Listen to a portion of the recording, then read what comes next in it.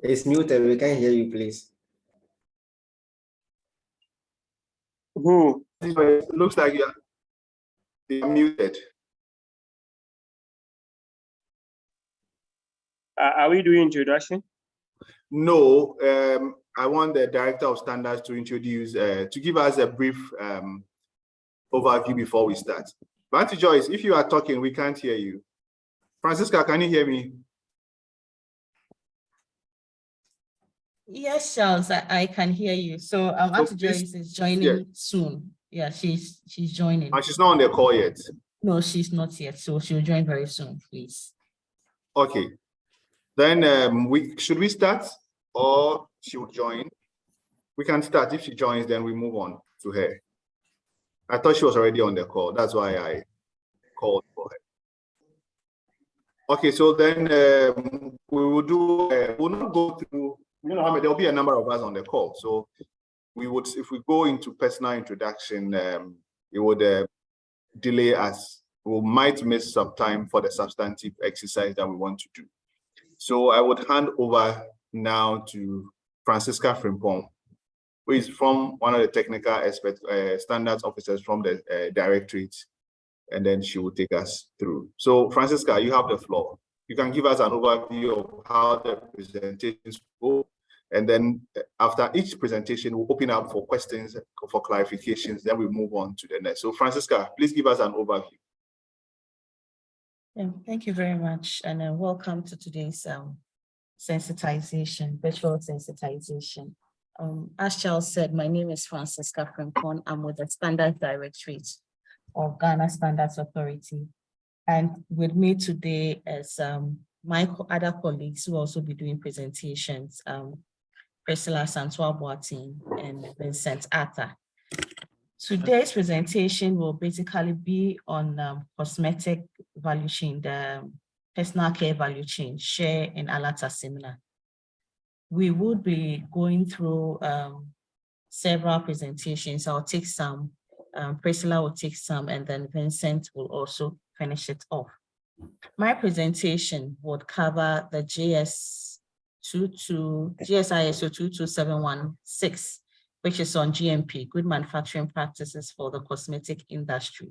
I would also touch on GSISO 22715, which is on packaging and labeling for the cosmetic industry.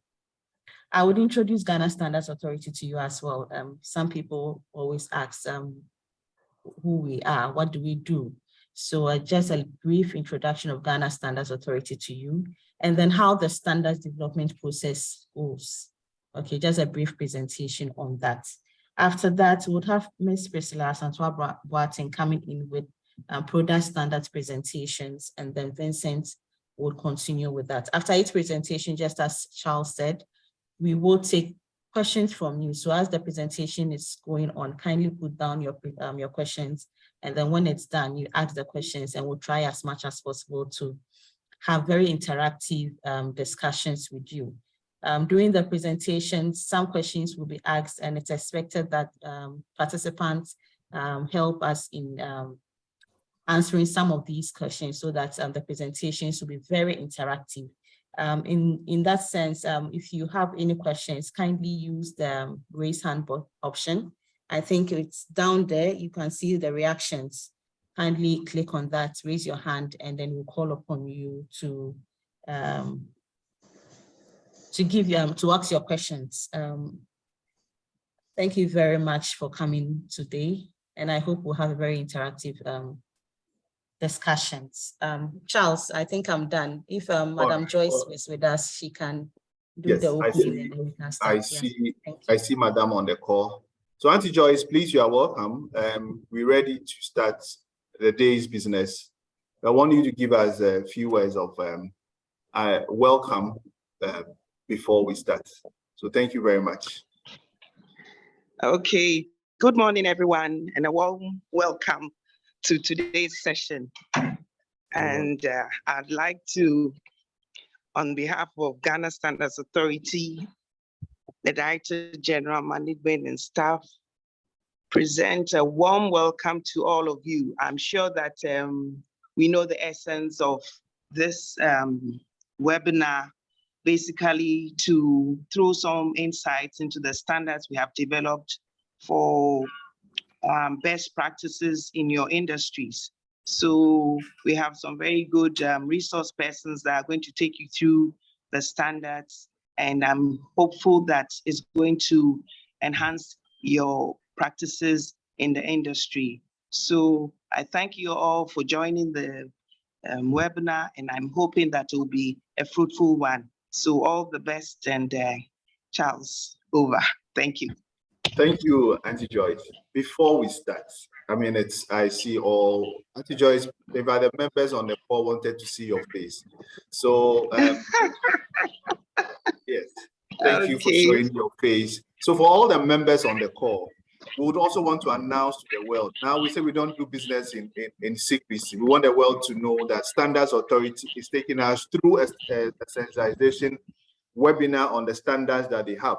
So if you wouldn't mind, kindly turn on your cameras. Linda is on the call. She will take a picture, a virtual picture, and she's going to post immediately on all our social media handles. You can retweet, you can like it, share with your friends, and let them know that Ghana Standards Authority is doing something great with all of us this morning.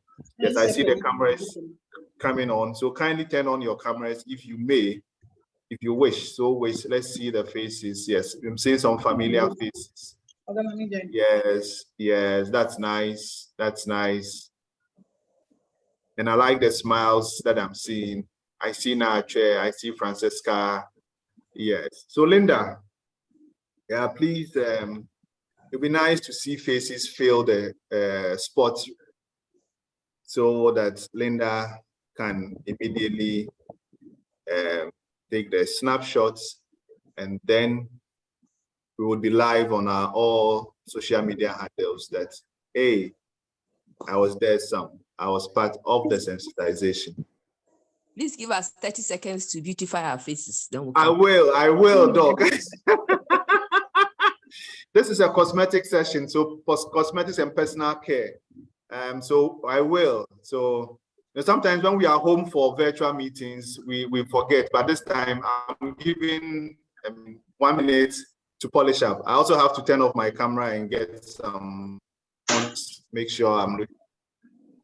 Oh dear. Now you agree with me, right? Let me also come back.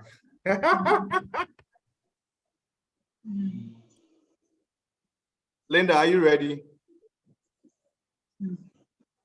Ready? Ready? Yes. Okay. So I'm also back with a nice smile. Okay. So when you are done, you please tell us. Let's have the smiles. Yeah, I see some people trying to rub their hands in their hair, make sure everything is straight. Okay. On that note, we thank you very much. So Linda is going to bye. Yeah, Dr. Dolores, I didn't see you properly. You didn't show up properly. You didn't show face properly, Doc. I don't know how to do it. Okay. So thank you all for taking the picture with us. So Linda, thank you. So Francisca, we move straight into business for the first session. We are all ready and all ears. So just like I said earlier, the first session, as Francisca reiterated, she's going to start, give us a quick overview of what GSA does, what it is, and then give us an insight into the presentation on her part. Once she's done, we'll open the floor for questions. If you also have any questions whilst the presentation is going on, please use the chat box. You can put in your questions. So once there's a break, I'll read the questions, and then any of the team members from GSA can also, so it's better you keep typing in the question. It doesn't matter. Anything that bothers you right from the word go, please fill in the chat box and we'll take over all the questions. Yeah, Franca, you have the floor.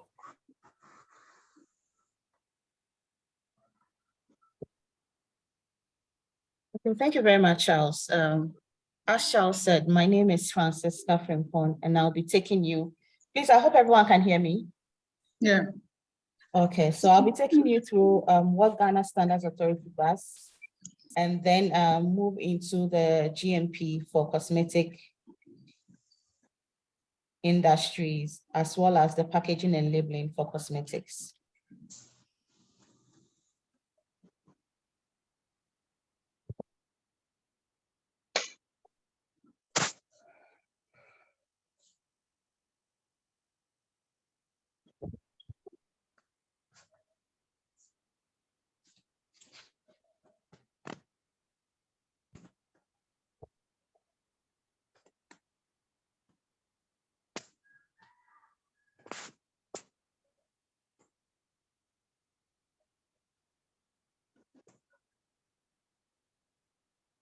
Okay, so who are we?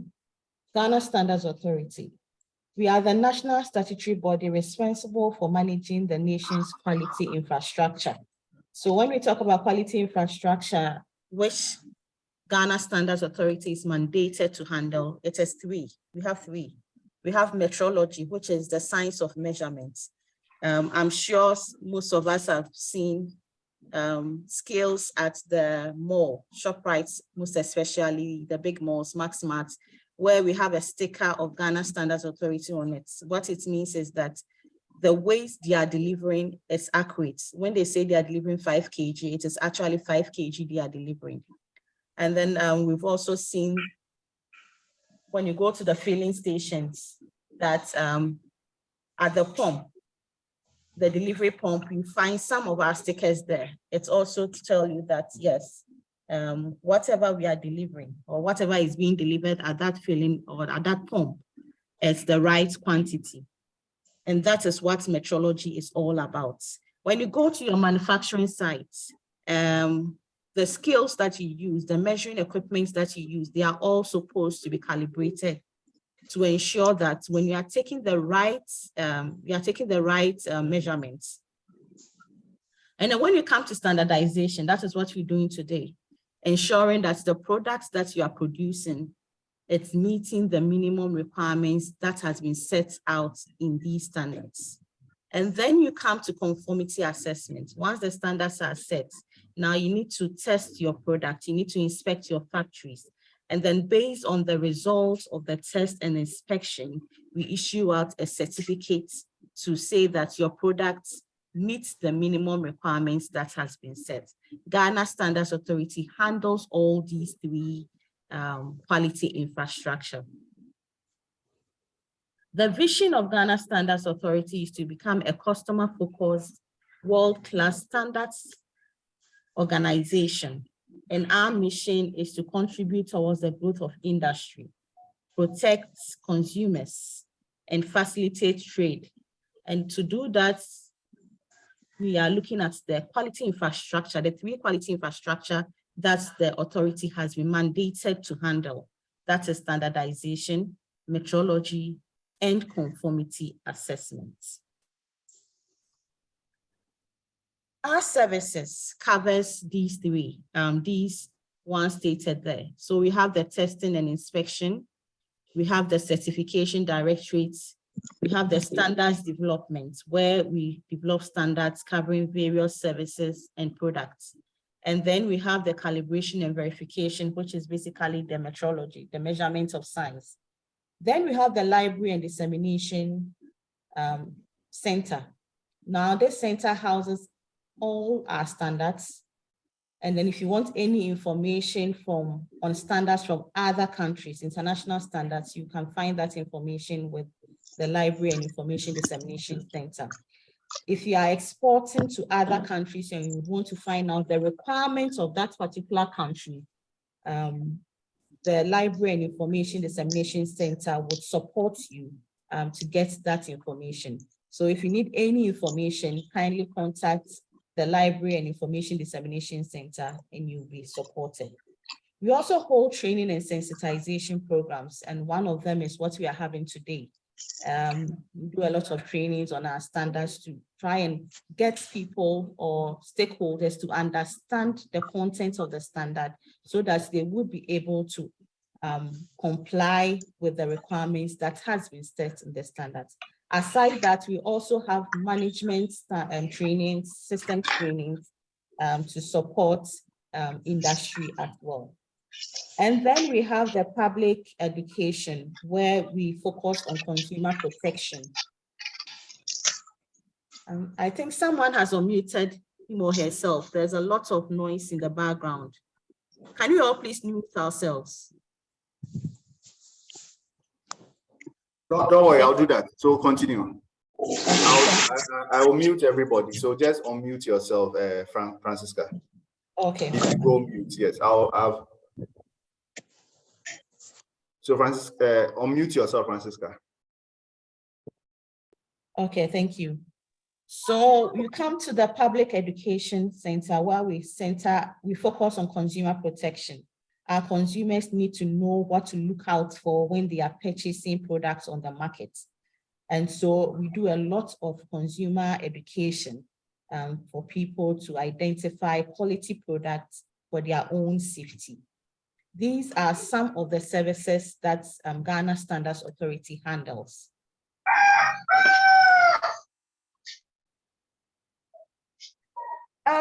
A lot of people may ask, what is a standard? So a standard is basically a document that provides requirements, specifications, guidelines, or characteristics that is used consistently to ensure that products, services are all fit for purpose. And standards are developed by technical committees. Sometimes you hear that people have a lot of questions as to the standards are developed by Ghana Standards Authority. These are GSA standards, please. They are not GSA standards. They are standards that are developed in conjunction with all the stakeholders, relevant stakeholders. And so when it comes to cosmetics, we fall on all stakeholders, such as manufacturers, lecturers, importers, the regulators. We fall on every stakeholder who has an interest in that particular subject to support us. And Ghana Standards Authority, we are just facilitators in the development process. In the formation of our technical committee, we have some specific industries and institutions that are supposed to be part of the technical committee. And usually we fall on academia and research. We need them because they do a lot of research, and data from their research supports the development of the standard. We also call on governments. So depending on what we're looking at, we call on the government, appropriate government ministry or agency to support with the developments. You know that sometimes standards form the basis on which some policies are made. And so if we have representatives from the government agencies and institutions on board, it is very easy for them to explain to their bosses when these policies are being put together. We also fall on industry and trade associations. You are basically into the manufacturing and importations of these products. And so your expertise is very much needed when it comes to the development of the standard. And then we have the consumer advocacy groups, people who speak on behalf of the consumer. We need to hear the voice of the consumer. Now, if we do all the productions, the beautiful product, and our consumers have issues with it, we are not going to get the benefits out of whatever you produce. And so we need to hear the voice of the consumer. And then the conformity assessment. Once the products are produced, we have to inspect, test, and certify the products to ensure that it's of good quality. And so their input is also very necessary. Then we have the regulatory bodies, all regulatory bodies, depending on which area, we call on them. After the standards are developed, we would need the regulators to support us in implementing these standards, the requirements in the standards. And so their input is also very much important. And then we always have Ghana Standards Authority as the secretary of the committee. And we give direction and facilitate the development of the entire standards development. There are several types of standards. But mostly, I'm sure that when it comes to product standards, what we see mostly is the specifications. that states the minimum and maximum requirements a product or a service is supposed to meet. And so, for instance, if you take body lotion, we have some parameters that has been, and we have also put in place some minimum or maximum requirements for those parameters that the product is supposed to meet. Now we also have test methods, standards that are basically test methods. And then sometimes we have standards that has both specifications and test methods.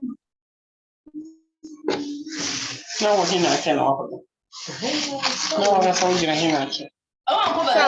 I think you have to mute all of us again because the noise is too much. Charles?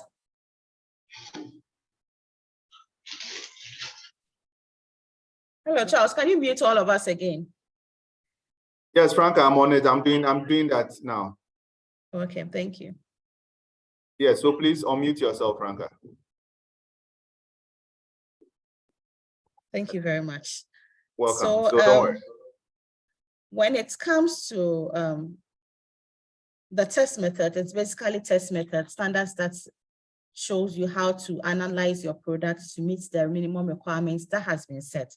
There are times you have standards that have a combination of both of these types of standards. And so that is also good. We always consider the cost implications when we are putting together these standards. And we wouldn't want people to be buying different standards. It all comes at a cost. So we always have our stakeholders at heart. And so most of the time you have the specifications and the test methods together. Ghana Standards Authority, we do not only develop national standards, we participate in several international standard setting activities, which includes ECOWAS. So when it comes to ECOWAS, we have an ECOWAS Standards Harmonization Program, which Ghana Standards Authority is actively participating in. Then we have the African Regional Standards Organization, ASO. We are actively members of ASO and some of their technical committees. Cosmetics is one. So whenever they are developing standards within that sector, we are actively participating as well. With the onset of AFTA, where we have to look at one standard for the whole African region, actively being members or actively participating in ASO, it's very, very important and relevant. And so we try as much as possible to take our national positions to the standards, African Standards Organization as well. We are also actively members of the Codex Alimentary Commission, which is basically for food. And then for ISO Standards Organization, we're also actively participating members there as well. Then we are also into IEC. We are affiliate members of IEC.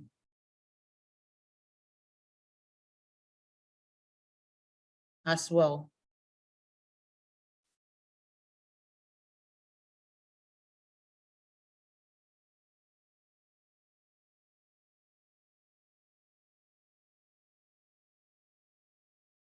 So when it comes to benefits of standards, mostly I would want members here to tell us what the benefits of standards are.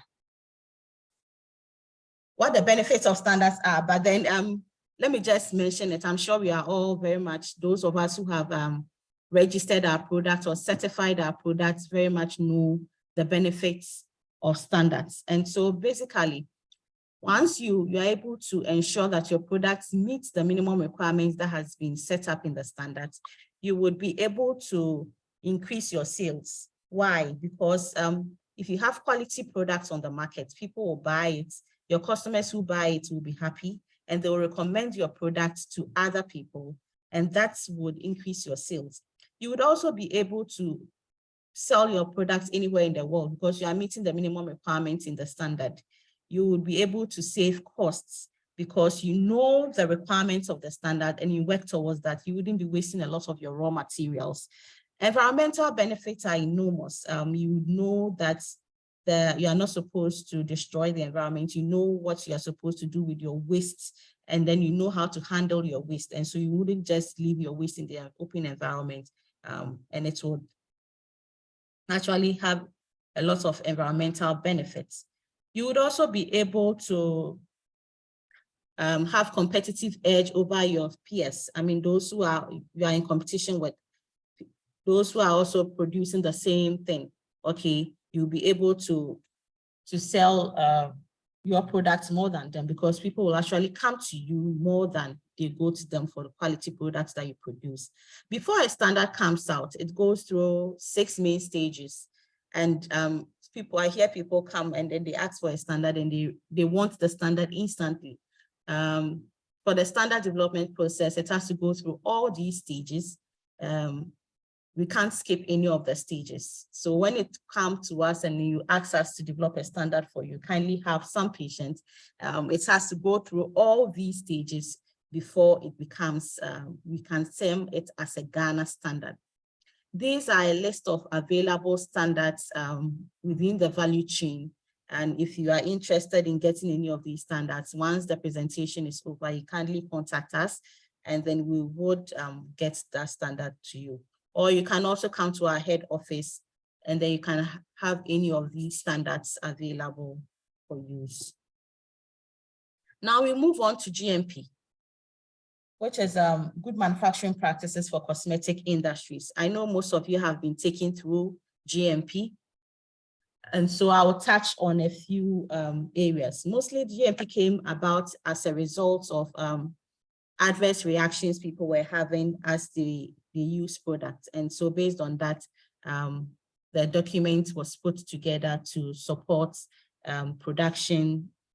cosmetic production. The standard basically gives guidelines for the production, control, storage, and shipment of cosmetic products. So once you have shipped your cosmetic products, this standard does not cover it. Now, all that we are doing when it comes to GMP is for the products to be of good quality. Okay, so you need to have your procedures in place. You need to ensure that you are sourcing your raw materials from a very good source and your quality of raw materials is good, because if you have a poor quality of raw materials, it's going to have an effect on the final product. Then you need to ensure that you train your personnel and continuously train them, not just train them once and forget. There should be a training program, an annual training program for them. And then you continuously train them to remind them of what to do at what point. How you handle your facility, location of your facility, your equipment is also very important. And then packaging and warehousing, transportation, waste. You need to have all these information documented and ensure that you are doing the right thing. When it comes to personnel, the background of the personnel is very important. We are not saying that look for a university graduate, but at least the person should have some minimum understanding of what you are doing as a manufacturer. Okay. And then this needs to be documented. You need to assign roles to your personnel. The people you have with you, assign roles to them, let them clearly understand what they are supposed to do. And then, as I said, you should have some training there for them. Sanitation and hygiene when it comes to cosmetic production is very, very important. In your factory, you should have a place where you have a clothing and changing facility. You should ensure that you make your people aware that they are not supposed to eat or smoke or drink within the manufacturing area. Now, there are two scenarios here. It's either the food gets into the product or they pick up some chemicals onto their food, okay? So either way, it's going to have adverse effects on them. And so we should try as much as possible to ensure that we have allocated places for people, personnel to eat, and then we have a changing facility as well. When you have staff who are not well, please, they should not be allowed to handle manufacturing. They should not be part of the manufacturing side, because that there can be some effects on the products. For instance, if there are open lesions, these can have contaminate the products. And so we should try as much as possible to ensure that our personnel who are ill report and then we allow them. Now, the same thing with sanitation and hygiene. These are just graphical examples or pictorial examples you would want to use at your facility. Continue with the sanitation and hygiene. These are some examples of PPEs that is needed when you are into manufacturing. So you have nose masks, gloves, goggles, all to protect you. And then we also have, these are examples. If you have, what do you call it? Eyelashes, please. You don't have it there because it can remove and fall into your production. Long nails, fake nails. Okay. And then earrings, dangling earrings, all these can fall into the product. And if it gets out there, anyone who finds it will have an issue with it. You should try as much as possible to cover your head so that you do not have hair falling into your products. These are all some PPEs you are supposed to have. And then these are examples of things you are not supposed to do when it comes to GMP. Location of your factory is also very important. You should identify what you are producing and how your factory setup should be and the conditions under which your factory should be. So for instance, if you are producing soap, you know that caustic, the fumes that comes out of it, it's very, there are fumes that comes out of it, which is not good.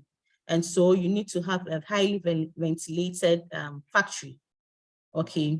And sometimes, depending on what you are producing, you need to check the air particles, the humidity, the temperature. So you as the manufacturer should know what you are producing and identify the conditions under which these products should be.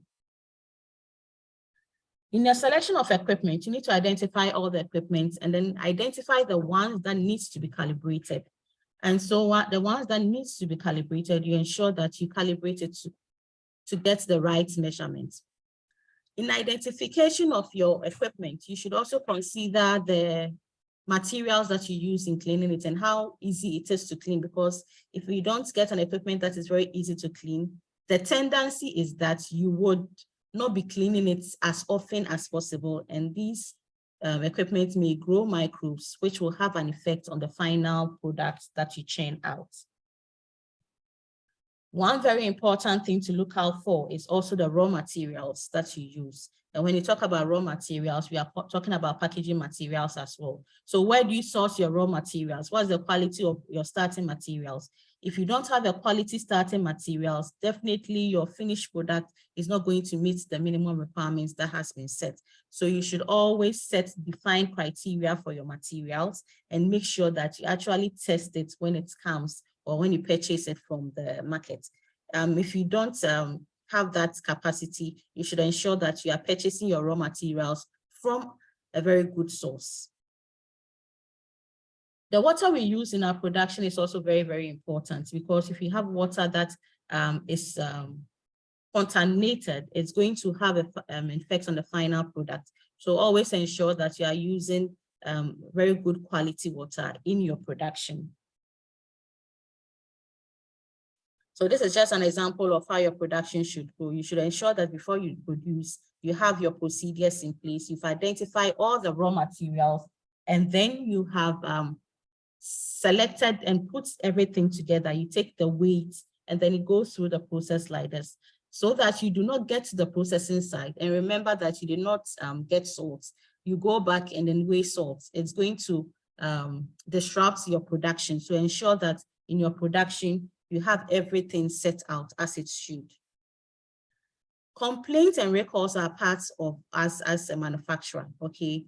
We always receive complaints. We always receive complaints from consumers, as well as maybe from the regulatory bodies as well, okay? And based on these complaints, once we do a lot of research on it, we are supposed to, sometimes we may be required to recall the product. Whenever that one comes up, please, let us try as much as possible to recall the product. It's for our own good, okay? Once you recall the product, you can do further analysis and ensure that the product becomes better for the market. And these are some of the complaints. These are just examples of complaints that sometimes you receive. That this bottle of moisturizer is only half filled. This suntan doesn't give me a tan. So these are complaints that we receive. And once you receive these complaints, you ensure that you investigate the complaints and then you put in steps to prevent reoccurrence of some of these complaints. And then once you have to recall the product, Once you have to recall the product, please, let's try as much as possible to recall the product. And we should do it promptly and timely, because if the product, for instance, if it's because of adverse effect, you wouldn't want more people to react to the product. Immediately you get onto the market and recall the product, and then it will protect the consumer. So these are examples of some of the reasons for recall: customer complaints, a fail in GMP, ongoing stability tests, requests by national authorities. You take your products to GSA, to FDA, and they do the test and they realize that there is an issue. They can request you to recall the products, and then maybe adverse reactions from the open markets can also make you recall the products. In all our discussions, one very important thing is documentation. We need to ensure that we are keeping documentation of everything. So your personnel, okay, whenever you have training for your personnel, you keep documentation. We keep records of it. Your training program should be on record. Your personnel, what are their qualifications? Let's leave it on the record, on a file. Let's record it. Our procedures for producing, let's record it. What are some of the criteria for our raw materials? Let's click the criteria, and as and when we buy the raw materials, we test the criteria against it and have all those records, because these are things that inspectors and auditors would require from you when they come to your factory. Okay, you have your procedures, you have your records. These are things they look out for when they come to your factory. Then when you go to the GSISO 22715, which is basically packaging and labeling of cosmetic products, there are some requirements that you are supposed to meet as a manufacturer. But then the standard also recognizes that every country has its own national regulations when it comes to labeling. And so you need to identify the national regulations as well. When it comes to Ghana, we have a regulation on labeling. And that regulation is LI 1541. Kindly put it down, LI 1541.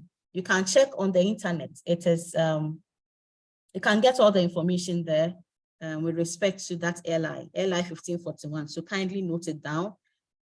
So in addition to the requirements here, those requirements are also supposed to be adhered to. When it comes to packaging, we have primary and secondary packaging. The primary packaging are the packaging materials that come directly into contact with the content. And the secondary is the primary packaging that you pack. It contains more than one of the primary packages. So these are the definitions for the packaging. Now, packaging should be designed such that once you are moving from one place to the other, it is not damaged. So you know how you do your transportation of your product. You should identify how you transport your product and ensure that your packaging is such that once you are moving from one side to the other, the content is not damaged. Okay, the conditions under which so you consider the conditions under which your products are transported. And you also ensure that the packaging material is robust enough so that once you move from one side to the other, there is no damage or deterioration to the product. So you need to identify that as a manufacturer. And then when it comes to the labeling requirements, these are some minimum labeling requirements that is required by the standard. So the name of the person responsible for placing the product on the market. So the name of the manufacturer or an agent, you need that information. The address of that person too, because in case there are any issues, we need to contact the person. And so that is also very important to have on the label. The next one is the list of ingredients. So when it comes to the list of ingredients, when it comes to cosmetics, you need to label or list your ingredients in order. So the ingredients which are greater than 1%, ensure that you list the ingredients from in descending order, okay? So the greatest to the lowest. And then the ones which are lesser than 1%, you add on to it, okay? And then the function, what is the product meant for? Let us clearly state it on it. And this is very important because if you do not put it on it and anyone uses it and have any issue, here in Ghana, we may not be that attentive, but if there are any issues and people take you on, this is one of the things that can help you. During one of our presentations, someone shared a testimony or shared an experience that he sells soap, and then he got someone who was actually selling the soap on his behalf, not knowing the person was selling the soap for other users. Meanwhile, that is not what is on the label. And so when people use this and they don't get the result, they call him and he has to tell them that they should look on the box for the direction for use. Okay, and so that saved the man a lot. You also need to identify the storage conditions as well. And then the content, the volume, the weight. You need to put together the manufacturing dates, the batch number, the expiry date of the product. That information needs to be on the product. And then if there are any safety precautions, safety warnings, you put it on the product as well. You need to ensure that the consumer at the point of sale have all the information that I have said earlier. As much as possible, let us try and ensure that the consumer has all the information that has been discussed earlier.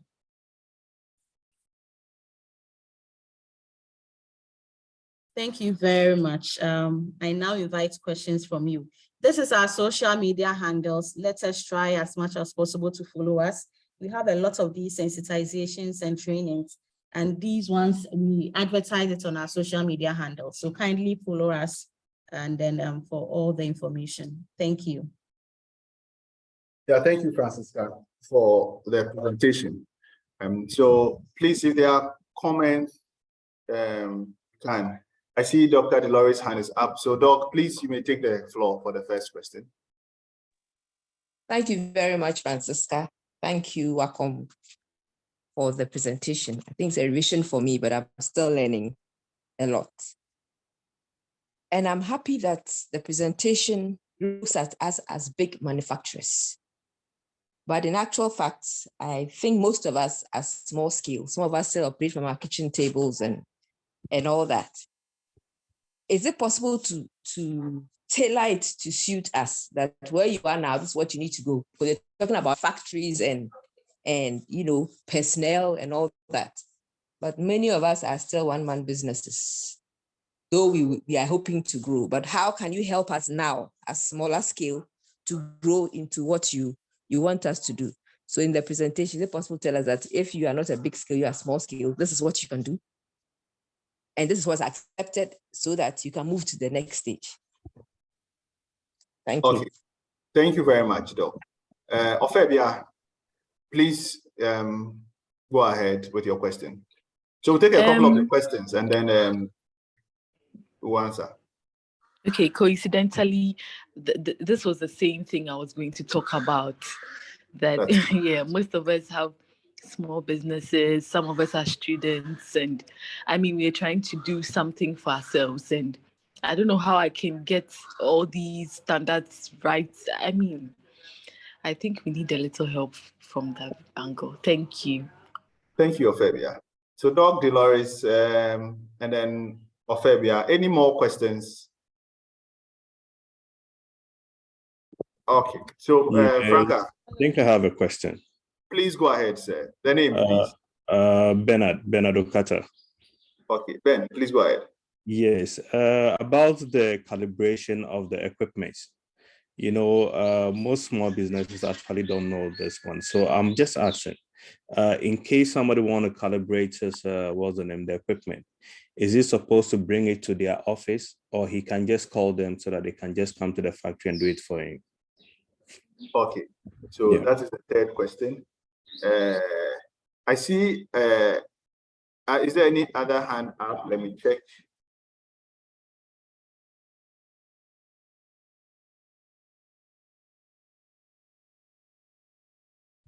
Okay, so Franca, please go ahead and then answer these questions first, and then we'll come back.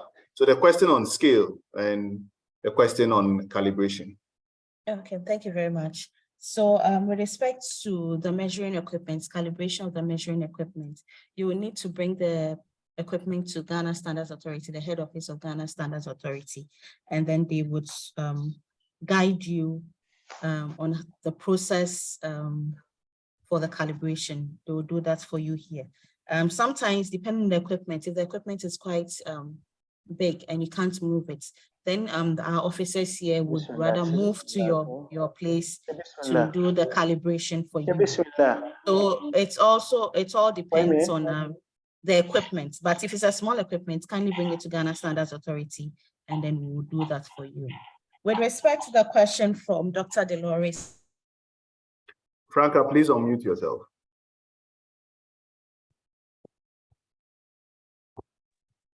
Okay, thank you. So with respect to the question from Dr. Delores and Ofebia, the discussions we are having today, we may see it as for very big factories. However, if you can put yourself in there, even though you are a one-man manufacturer, you are also the person, you are the one doing the production. You should have a fair knowledge of what you're producing, the chemicals you are using. And that is why some of these trainings are very, very important. So if you are part of this training, you record it, you have attended this training, you have gained knowledge. And whenever there are other trainings, you try as much as possible to join, okay? When we are talking about the equipment, we are not talking about any big equipment. If you are producing soap, definitely you should have a thermometer. And thermometers take readings of temperature. Now, how do you ensure that your thermometer is reading well? You need to calibrate it. Another thing to look out for, the equipment you are talking about, you're not talking about any big equipment. Sometimes it's just a stirrer in a bowl, but you should place it, you should be manufacturing in a place where the environment is very neat. The environment is, the ventilation is good. Okay, you should keep your equipment neat. You should have a place where you hang your lab coats. You should have some of these minimum requirements, like you should cover your hair. These are minimum things that even a single manufacturer, you are supposed to have. Okay, so the discussions we're having today, even as a small scale person, put yourself in that corner. Look at all the requirements. You may be a single person doing it. Look at all the requirements and ensure that it's in line. In sourcing of your raw materials, you definitely buy raw materials. In sourcing of your raw materials, you should ensure that you have some minimum criteria. For instance, if you are buying,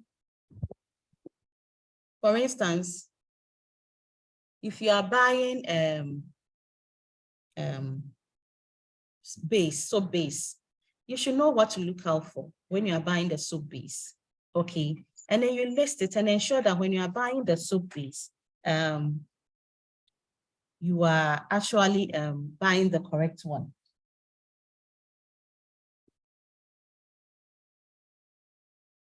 I hope I've been able to answer your questions. Yes. Yeah, thank you so much. Yes, to a large extent you have. In fact, you have. So please, next time, do it like this. When it's smaller scale people, then you break it down like you've done for us. So we know that when you're talking about the factory, it could still be my kitchen, but I need to have these practices so that we can identify with it. Yes. Okay, thank you very much. Okay, thank you very much too. So I see Joseph. Joseph, please go ahead. Yeah, thank you very much. So I just want to make a contribution like Francisca was saying. I think sometimes we feel overwhelmed when we hear factory, but the truth of the matter is that even if it's your kitchen, at the time of producing, you have set up more like a manufacturing system, and you need to know that, okay, I need to weigh out this one. When I weigh it out, I should put it in this bowl. You know, you need to put simple things, a simple Excel sheet when you receive your raw materials. how do you ensure that these are the right things? I bought it from this supplier, so that next time, if you are buying it from another supplier and it doesn't meet the standard, you can always cross-check. If you are making creams, you check your pH of your product. You need to make sure that your pH meter is always calibrated, so that if your pH meter is reading 5.5, it's really 5.5, not 4.5. So simple, but very, very basic things that you can actually follow, so that you can have a very good system, like an operating system, whereby if today, Dr. Dolores, you handle your factory to me as a new staff, I can be able to follow through without bothering you. Thank you. Thank you very much. You further simplified it. Thank you so much. I like the simplification. So Nana O, I see your hand, and then I see woman. So please, Nana, and then we move, and then we can move on to the next one. It's good to get all the clarifications so we can go on. So Nana, please go ahead. Thank you for this opportunity. Good morning, everyone. Mine is not a question, it's just to encourage other participants. I'm a one-woman business person, and I want to share with the rest that if you want to get the FDA approval, you really would have to go through all that has been discussed here, from calibration of your devices, from getting your specifications. The FDA guys call it SOPs. That's during my 10. It's quite intimidating, but it's gradual steps, one step at a time. Once you have that mindset that you want to get there, you definitely be able to do it. So it's just to encourage all others that it's possible. Some of the things, it looks so huge, but there are little bits of information being put together, and most of the information, it sits with you. Since you go and source your product, you do everything, but you also need to research a lot so that you get the facts that you need. Thank you. Thank you, Nanao. So there's a question from Breaker Company. The question is, if one of your products has been certified, do you need to provide different documentations for your other products individually? So that's in the chat box. If one of your products has been certified, you need to provide different documentations for the other products. Francisca. Okay, thank you. So each product has its own procedure for production. It has its own raw materials that you use. And so you cannot use the information for one product on the other one. So definitely, once your product has been certified, the next product you need to provide the same information for that particular product. Your raw materials are different. Your production process is different. Okay, so yes, you need to have different procedures or documentations for the next product as well. Thank you. Okay, so simply put, this is not a 1 man 1,000, one product fits all. So every product has different ingredients. You have to submit entirely another set for it to be certified. Thank you, Franca. Okay, so please, who else is on? Nana, please, if you are done, kindly drop your hand. So I see AC Woman, please go ahead with your question. Then we can move to the next session.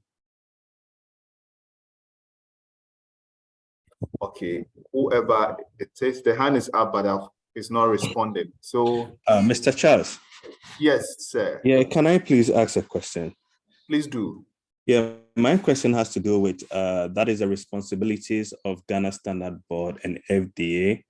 Okay, in context to the things that we are actually producing. Sometimes I really get confused. Like, let's say for a soap, for example, is the person supposed to take it to only FDA, or is this person supposed to also take it to the Ghana Standard Board? Sometimes I see products with all these two standardizations on it, and sometimes I get really confused. Thank you very much, MFR. Franca.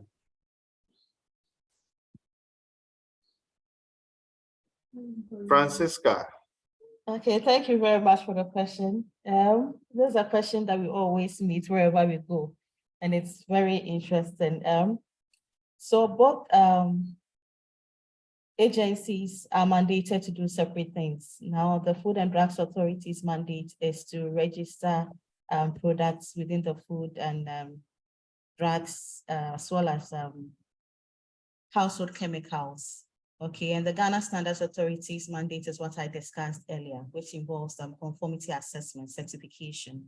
Now, the process may look similar, but then it's actually different process. And so you will need to do both with respect to the product. However, we have also identified that it is a burden on SMEs. A lot of SMEs are complaining. And then once we hear our stakeholders complaining, it touches us. Okay, so we are in discussions with the Food and Drugs Authority to try and harmonize our operations. And one way of doing that is that you apply once and you would get both the registration number as well as the mark of conformity. That discussion is ongoing. We are hoping to conclude discussions very soon so that our SMEs will not have to go through the stress of going to both institutions, but then you apply once and you get both. And so discussions are ongoing. Hopefully we would be completing it. But in the absence of that, you would have to go to both institutions to have your product registered and certified. Thank you. Thank you. I have one more in the chat. I take that, then we move to the next session. So then we've not done labeling, but already there's a question. I know it would also come up, but once it's here, so the fellow doesn't feel. So from Party, it's saying that, can you clarify between function and claims on the product label? Or do we leave it till we go through the labeling aspects? Okay, thank you very much. So the function is basically the direction for use. Okay, so how is a product supposed to be used? If it's a soap, this product is supposed to be used for bathing, for washing, etc. This is the function of the product. Now, the claims, it's when you say that the product is for maybe acne, the product is for rashes, the product is for other things. And once you make such claims, you need to substantiate those claims with some documentations to support it. You can't just say that the product can be used for acne, the product can be used for rashes without substantiating those claims. And so that is the difference between the functions and then the claims. Thank you. Then the last, I said the last, but it pops up again. I have a question. Please go ahead. Okay, please. I had an experience with Ghana Standard Authority. Actually, I was going to register my positive experience or a negative one? A negative one. Oh, concerning the last contribution she made towards the harmonization between the Ghana Standard Authority and FDA. I was going to register my product at FDA, and you know that FDA requests the certificate analysis from a lab. Okay. And Ghana Standard Authority too, if you want their number, unless you do the lab in their laboratory. So I decided that I'll go Standard Authority. So that after doing the lab, I'll send it to FDA and also request for their certificates. So I submitted my substance to them, and then charged me about 900 cedis. And then I paid. And then I told her that I want to get their certificates. That is why I've brought it to them, because I don't want a situation whereby I'll go and do the lab from a different lab and they will tell me that it is not there, so they can't grant me the certificates.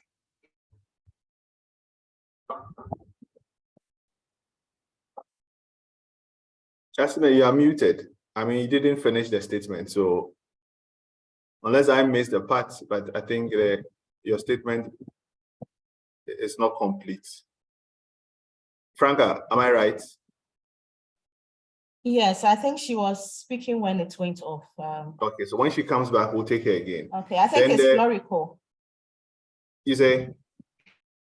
Okay, she's on actually, but I think she's having she's on, issues. but I think she's muted the mic. Okay. Charles. Yes. Yes, please go ahead. So at this stage, I think we've had... Okay. Please go ahead. Somebody called me. Okay, all right. Thank you. This is a woman. Sorry for the. Okay, I see. Yes. Yeah. I want to find out.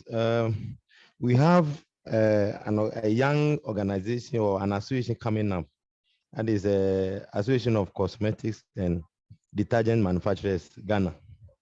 Okay. And the individuals who are into this or the various members forming this association will require your services. That is the services from GSA, FDA. Now I want to find out: is there a situation accept what do you call it? A group processing of our document or processing of our certification, so that if there is a contact person, instead of all of us going there to queue one after the other, then we know that, okay, maybe this association has a link or has some arrangement with GSA. So when we go, there should be a contact person that you are going to see with all processes, so that at least by so doing, we are also encouraging individuals who have found themselves into this business of ours to also belong to an association, so that it facilitates the processes that we go through. Thank you. Thank you, Asiome. Okay, so Franca, I think you take this and we move to the next presentation from Asantwa. Okay, so thank you very much, Asiome. And so I would request that you write directly to us, write to the Director General of Ghana Standards Authority with your concerns, and then what you request from us. And then from there, we would have further discussions with you, the leadership of the associations, to see the way forward. But I would suggest that you write to us, write directly to the Director General of Ghana Standards Authority, and we'll take it up from there. Thank you. Thank you, Francesca. Asiome, so you have a nice opportunity. Write to the Director General with your request. And hello. Yes. Hello, Charles. Yes. Yeah, this is Robert. Robert. Yeah, from ACAD. Yeah, I just want to put in a word regarding Asiome's submission. Okay. Yeah, we have actually written to the Standard Authority. Okay. And then we're supposed to have a meeting. So we have to meet them to lay all these things before them. Okay, so thank you for the update. So it means that the program, the process has already started. Thank you for that. Yes. Okay, that's very good. Okay. So for those also on the call, for WACOMP, I think now a chair is here.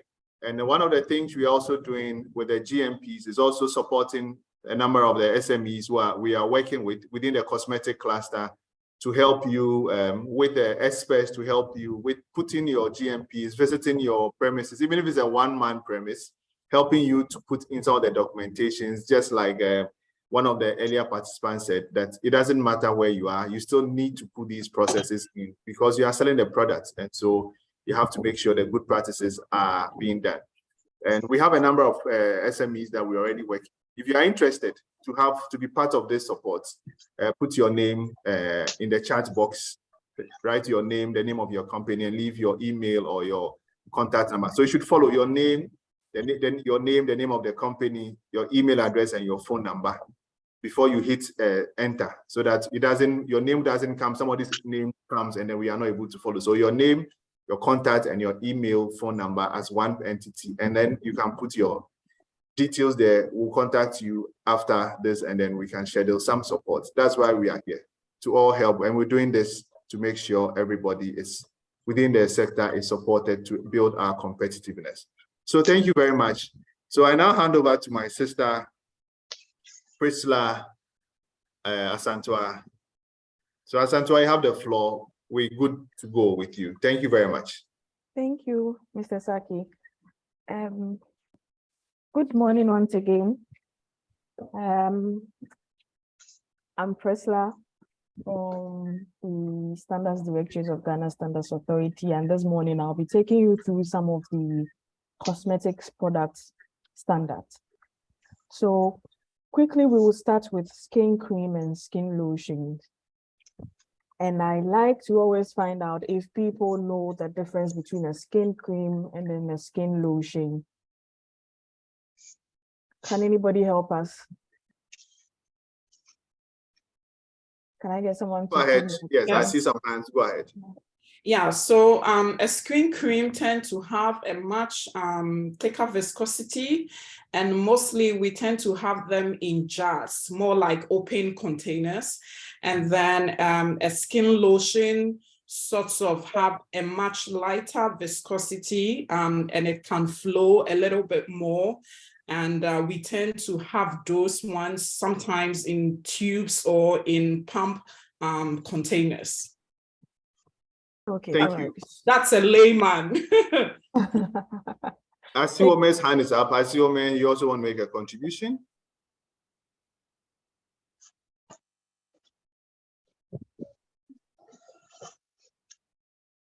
Okay, Santua, please proceed. Okay, all right. So what the speaker said is actually true. So technically, the difference between a skin cream and a skin lotion is the proportion of water added. So yes, the viscosity, the quantity of water would affect the viscosity of the product. So creams tend to have lesser water than lotions. So you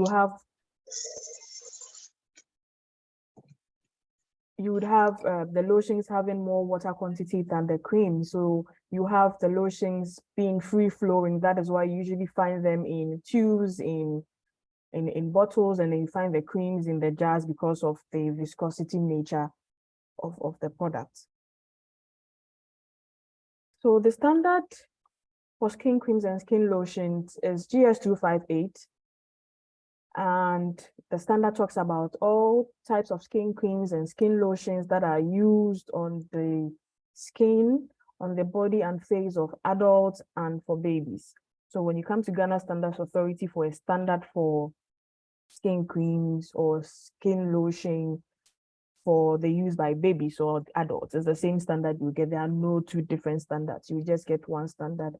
And in the standard, it talks about the requirements, methods of sampling and tests for creams and lotions. The standard also covers creams and lotions that have vegetable fats or oils, or a combination of the vegetable fats and oils with mineral oils or just mineral oils. So you have basically 3 types of oils in there. You have just the vegetable fats and oils, you have the mineral oils, and you have a combination of the two. The standard allows you to do that kind of formulation. It also prescribes lotions and creams such as moisturizers, hydrating creams, and all kinds of creams and lotion. However, it doesn't talk about skin creams and lotions that have medicinal or therapeutic claims. When you start making such claims, then your product moves away from the cosmetic category to drugs.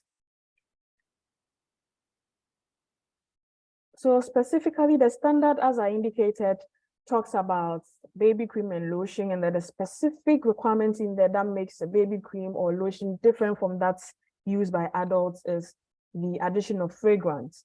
So the requirements in there is that if you are making baby cream or baby lotion, it should be mildly fragranced, or you could just choose to avoid adding fragrance. And again, sunscreen products are covered. However, whatever sunscreen ingredient you are using in your product should be covered under the GS227 Part 3. This GS227 Part 3 is one of the Bibles used in the cosmetic industry. It actually talks about ingredients and materials or elements that are allowed in cosmetics. However, it has a maximum concentration that are allowed. So I've just given an example. If you pick it up, you have maybe titanium oxide, and then you are giving 2 milligrams per kilogram. That is allowed in cosmetics.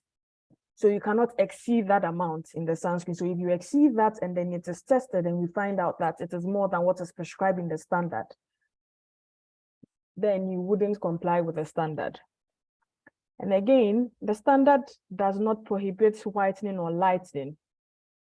whatever ingredient you are using for the lightening or for the whitening should be permitted. Hydroquinone is not permitted in cosmetics. So hydroquinone is listed as a no ingredient in cosmetics. So if we test your product and then we find hydroquinone, mercury, arsenic in there, you have failed the standard. There are other whitening products you can play around with, you can research on that you can use in your products and it will be allowed. So other physical chemical requirements that are checked in your product, talk about the thermal stability, talking about the pH, because the product is going to be used directly on the skin of adults and babies. It should be friendly enough for the skin. We talk about total fatty matter substance. We all know that skin lotions and skin creams contain oil, so we expect to see some form of total fatty matter in there. So there is a minimum that is required in these products. Particulate matter, this can be easily done. I mean, you apply some of the products in your palm and then you rub. When you rub, if you feel any grittiness, then that means there's a particulate matter in there. We are not expected to see any particulate matter unless your product is designed to have some, let's say, stones or some materials that will give some exfoliating benefit. That you have described it as part of your product. So that is not termed as a particulate matter. Anything that is not part of the formulation is known as a foreign matter, and then when it's visible, you could term it as a particulate matter because you don't need it in the product. And aside that, there is the 22716 that Miss Francisca took us through. You would have to actually comply with that standard. If you buy the 258, that is actually the first clause you find as a requirement. It has to comply with the 22716. It has to comply with the GS 227 part 2 and part 3. The part 2 talks about prohibited substances, and then part 3 talks about substances that are allowed but under restricted amount.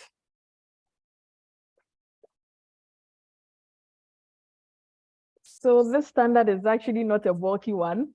You can easily purchase it and be able to apply it in your factories, and then you come for your quality assurance or your quality testing, allows to find out the results or how your product is faring. The second product is the specification for body balm. Is there any difference between body balm and then body cream or lotion? Can I have anybody to give me? Okay, me again. Sorry guys, I'm a chemist, that's why. So body balm is basically body product without water. It just consists of vegetable oils and butters and made sometimes waxes. And then body lotion can have all that, including emulsifiers and other ingredients. Okay, thank you very much. You had it correct. Body balms do not contain water. They contain only oils. As soon as you add water to your oils, then you move away from the body balm to cream or lotion.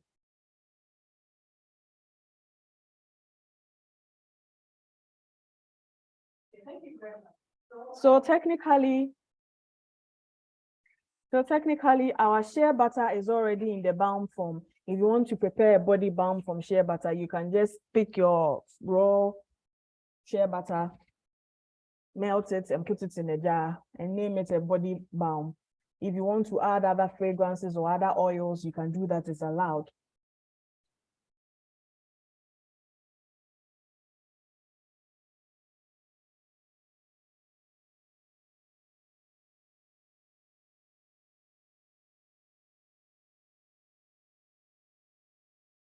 So the standard for body balm is 1321. So when you come to Ghana Standards Authority, you need a standard for body balm. You just mention GS 1321 and it will be given to you. The standard covers requirements, methods of sampling and tests for body balm. It applies to balms which are either from vegetable oil or petroleum-derived oil. The standard also actually covers lip balm.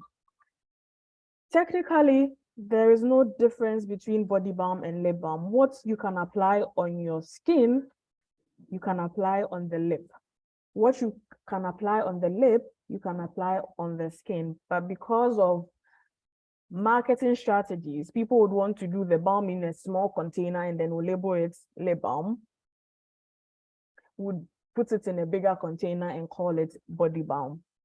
However, this standard does not cover lip gloss or lipstick.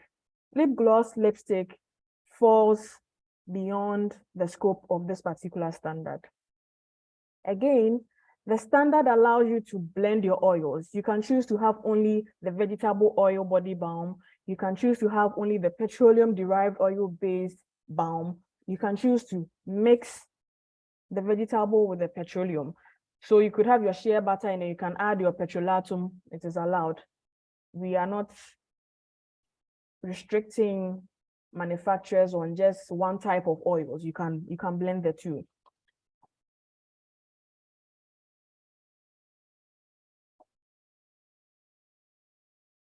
So this slide actually talks about what I spoke earlier.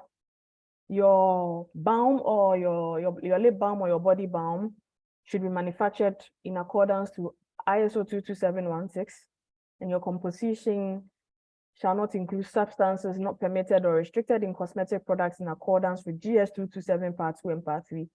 This particular clause, you'll find it in all our cosmetic standards. These three standards are actually the Bible of the cosmetic industry. 22716 talks about good manufacturing practices. 227 talks about prohibited ingredients. That's the Part 2. And then the Part 3 talks about the restricted ingredients. For your body balm, for your lip balm, you are allowed to add some color.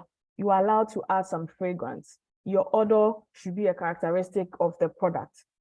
Your fragrance use, your color use should comply with the 227 Part 2 and the 227 Part 3. You are allowed to add color and fragrance. Doesn't mean that you can just put anything in there. You should be able to know what you can add in there and what you cannot add and which quantity is allowed. Your product should also not show sign of separation or deterioration during its expected shelf life when stored in accordance to labeling instructions. This particular requirement, what it actually means is that if we pick up your lip balm or your body balm, especially with the ones that have different kinds of oils and other ingredients in there, you know, different oils have different densities. We don't expect to see coconut oil beneath and we will see apricot oil somewhere else. It has to be uniform. It shouldn't deteriorate. We should see the way as you produced it, as you have done your stability test on your shelf life. If you say your shelf life is 2 years, within the 2 years, if we pick your sample, it should be able to be how you described it from the beginning of your manufacturing. Your balm should be free from grit or any particulate matter. As I described earlier, you rub an amount in your palm, you shouldn't feel any grittiness. Unless it's a special purpose balm, maybe it has some exfoliating benefits, you put in some particles purposely to do something in there, it is allowed. You would have to tell us what your product is. You would have to say what you want the product to do, but we don't expect to see any particulate matter if it is not designed to do so.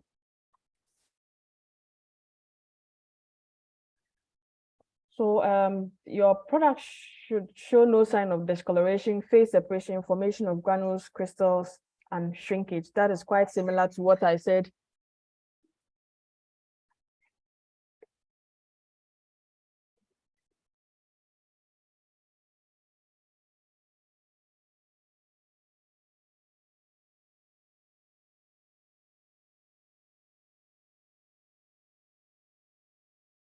Santua, we've lost you.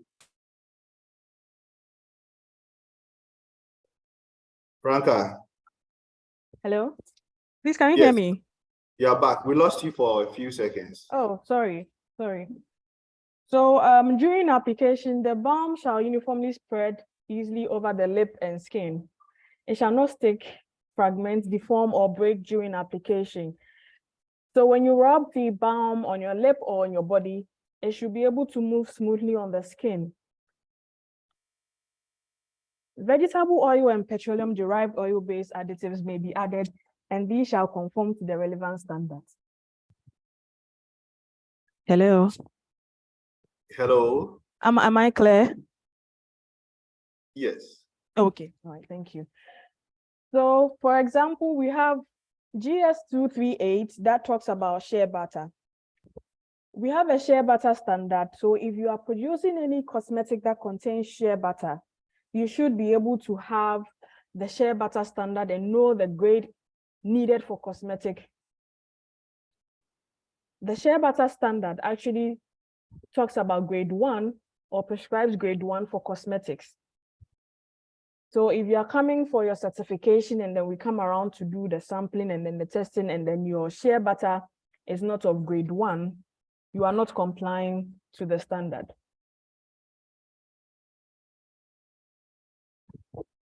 If you have any claims that your body balm performs any special function, you should be able to substantiate it with relevant documents.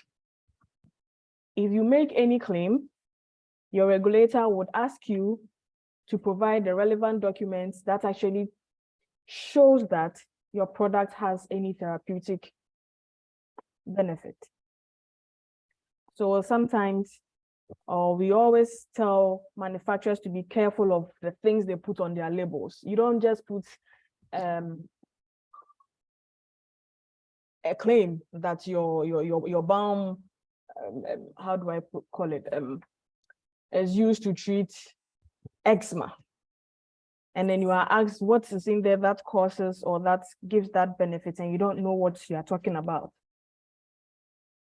You need to be certain of what you put inside whatever you do and have documents, scientific claims to back what you are doing up.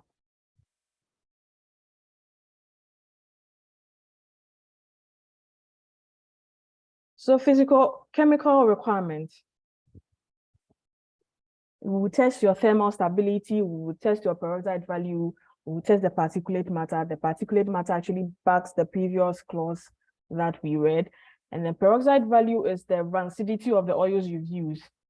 I mean, if you take some oils, you know the characteristic odor, and then along the line, you realize that the odor has changed. It's a form of that, or it's telling you that your oil is going bad. So there's a minimum peroxide value that is allowed in the oils. And your thermal stability is a very quick test we do in the lab to check the stability of your products.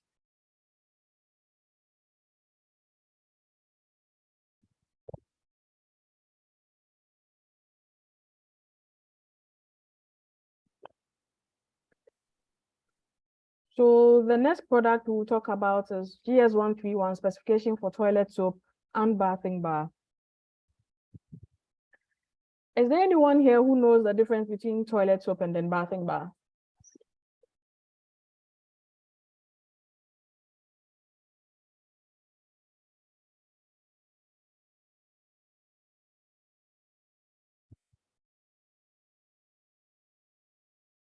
So there's a question on the floor, difference between the bathing bar and the toilet soap.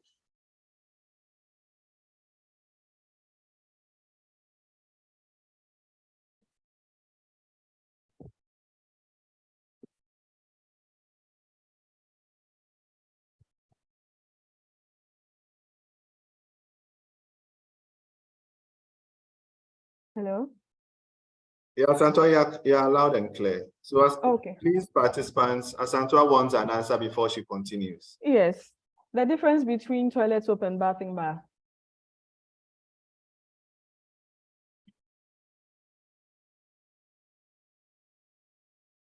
Any answer is correct, right? Yes, it's The first person to attempt the question gets a toilet soap.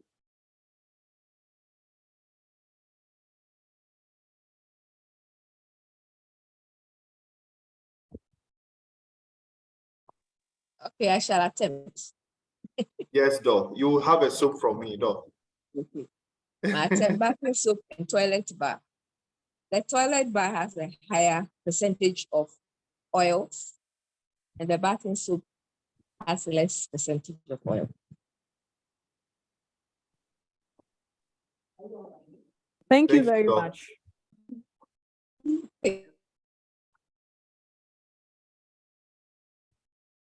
Asantwa, we've lost you, or we can't hear you. I'm here. Okay, so yes, the toilet soap has Can more I total answer? fatty. Okay. Okay, Yes, please go ahead, Patricia. you go ahead. Okay, so from my experience, bathing baths and toilet soaps may have different ingredients.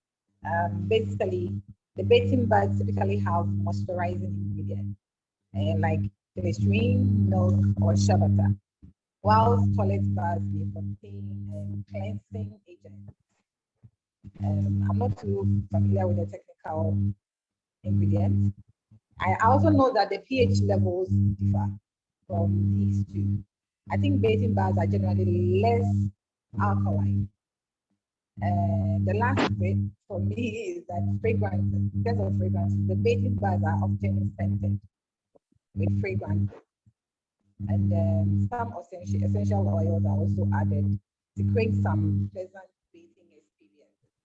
But the toilet soaps normally do contain fragrances, but they tend to be more mild and designed to mask the unpleasant odor.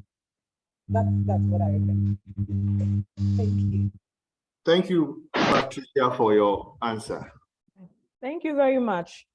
Okay, so the difference between toilet soap and then bathing bar is that toilet soap has a higher total fatty matter, and whilst bathing bar has lesser total fatty matter.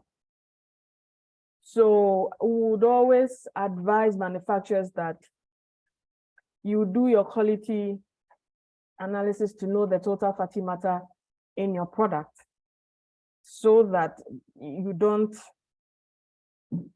get penalized for labeling your product wrongly. So if you do your analysis and then you find out that your total fatty matter is actually within that of the toilet soap, you can go ahead and label your product as a toilet soap.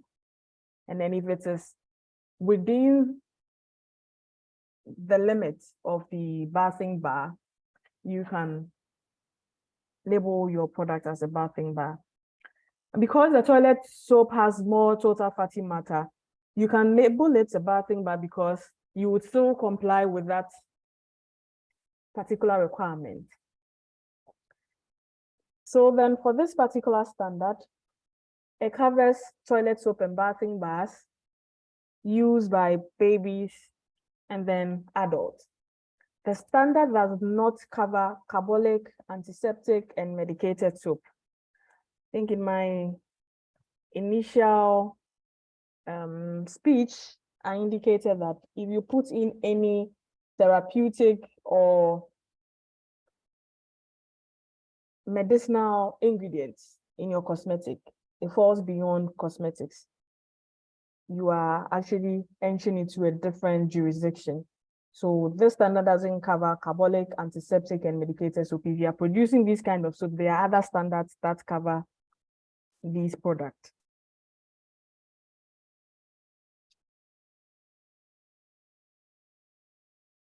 Yeah.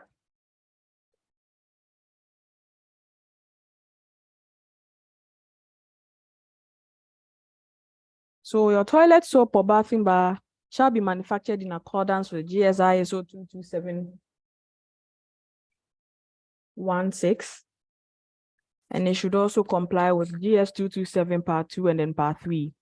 Your toilet soap or bathing bar shall be of firm texture and pressed to smooth cakes or tablets.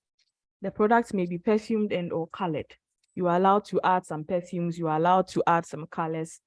And it is a bar because it's in the form of a tablet. It is hard and it is smooth. So if we don't get to feel or see that physical property, then it's not a bar. We call it cake or tablet because you are allowed to do any shape you want. You could do a rectangular one, you could do pyramid, you could do any shape, it's allowed. The toilet soap or bathing bar shall not induce any adverse reactions when used. When fillers are used, they shall not cause any environmental hazards. Bathing bar particularly contain fillers which can be hazardous to the environment. So in selecting your fillers, you should be mindful of the negative effects those fillers can have on the environment. The toilet soap or bathing bar may also contain other ingredients such as electrolytes, bar extraction, and processing aids, permitted antioxidants, preservatives, emollients, perfecting agents, humectants, and such additional substances may be required. If you want to boost the mass of your bar, if you want to boost the performance of your bar, it's allowed. However, whatever ingredient you are using, you should be mindful. They all should comply with the GS 227 Part 2 and the GS 227 Part 3. The toilet soap should not have an unobjectionable odor and shall possess good lathering and cleaning properties. It's a soap. We are all expecting it to lather. We are all expecting it to clean. So the standard specifies a minimum lathering for your product. We don't expect it to just be a bar, you apply it and then no lathering is coming out. You should have a minimum. You should be able to clean. So other requirements we look for in the bathing bar, in the toilet soap, we have the free caustic alkali, the matter insoluble, the lather volume as I indicated earlier, the total fatty matter that will tell us the difference between the toilet soap and then the bathing bar, and your mush immersion, your synthetic surface active agent. Your mush immersion is a way of checking if your bar is hard enough. So it's immersed in a known amount of water so that it doesn't become too soft. You know, you have some soaps that as soon as you dip in water, they start to softening up. So there's a test method we use in checking the minimum mush effect.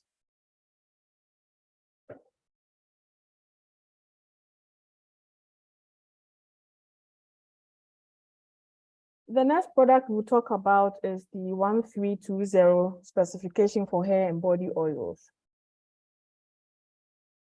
The hair and body oils. So technically, there's no difference between hair and body oils. They are the same. Manufacturers will play around with oils. They know what is good for their clients, so they can label their products as a hair oil or body oils. They know what they want, so they know what they are going to put on their labels. But scientifically, there's no difference between hair and body oils. What you would use in your hair that will cause reaction wouldn't cause reaction in someone. For example, I cannot stand coconut oil on my skin, but it's a body oil anyway. The fact that I use it on my skin and I react doesn't mean that it's not a body oil. You could equally apply the coconut oil to in your hair, which is allowed.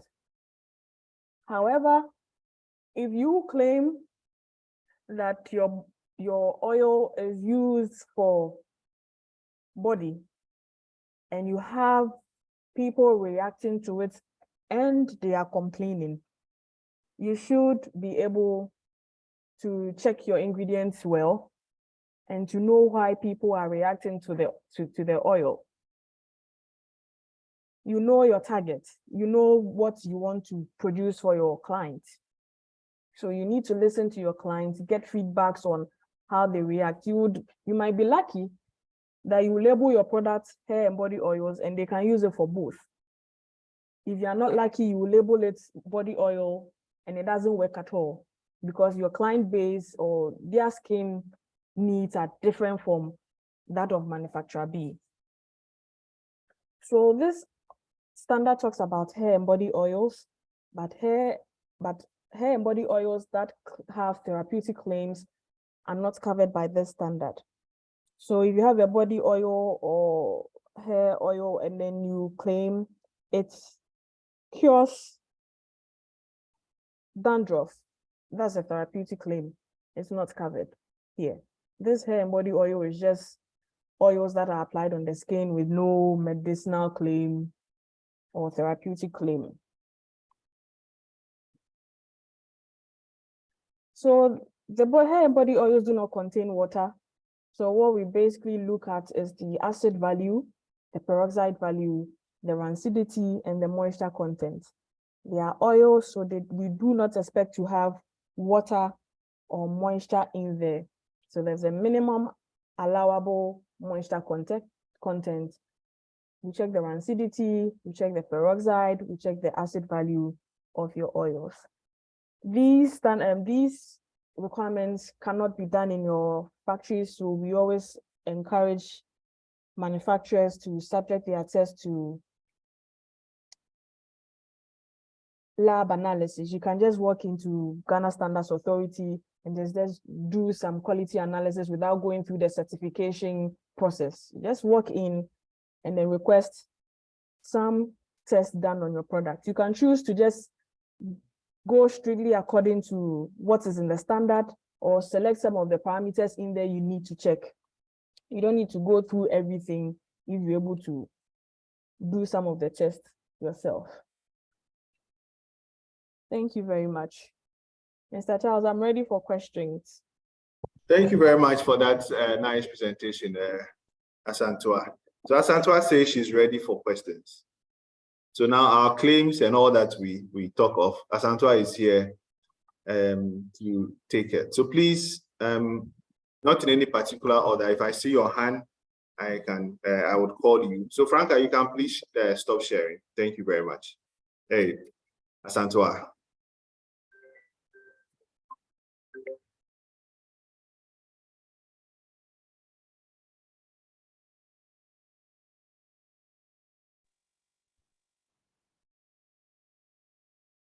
Any question, please?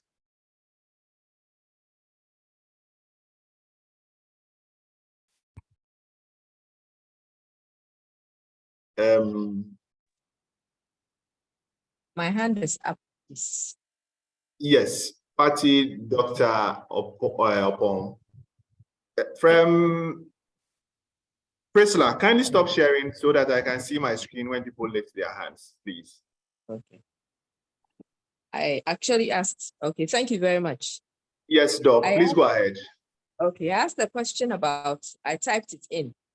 Like you need some document to substantiate your claims if you have therapeutic, if you make therapeutic claims. And I was asking what kind of document will be required to make such claims. She did mention scientific, but any idea of what kind will be required?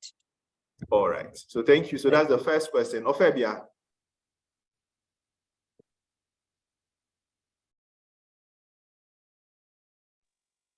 Hello. Hello, see, please go ahead. Please, I want to find out if you have all these standards available for sale. Yeah, hi. I wanted. Ofebia, please hold on. There is somebody on the call. Pat is on. When Pat is done, you come. So Pat, please go ahead. Asking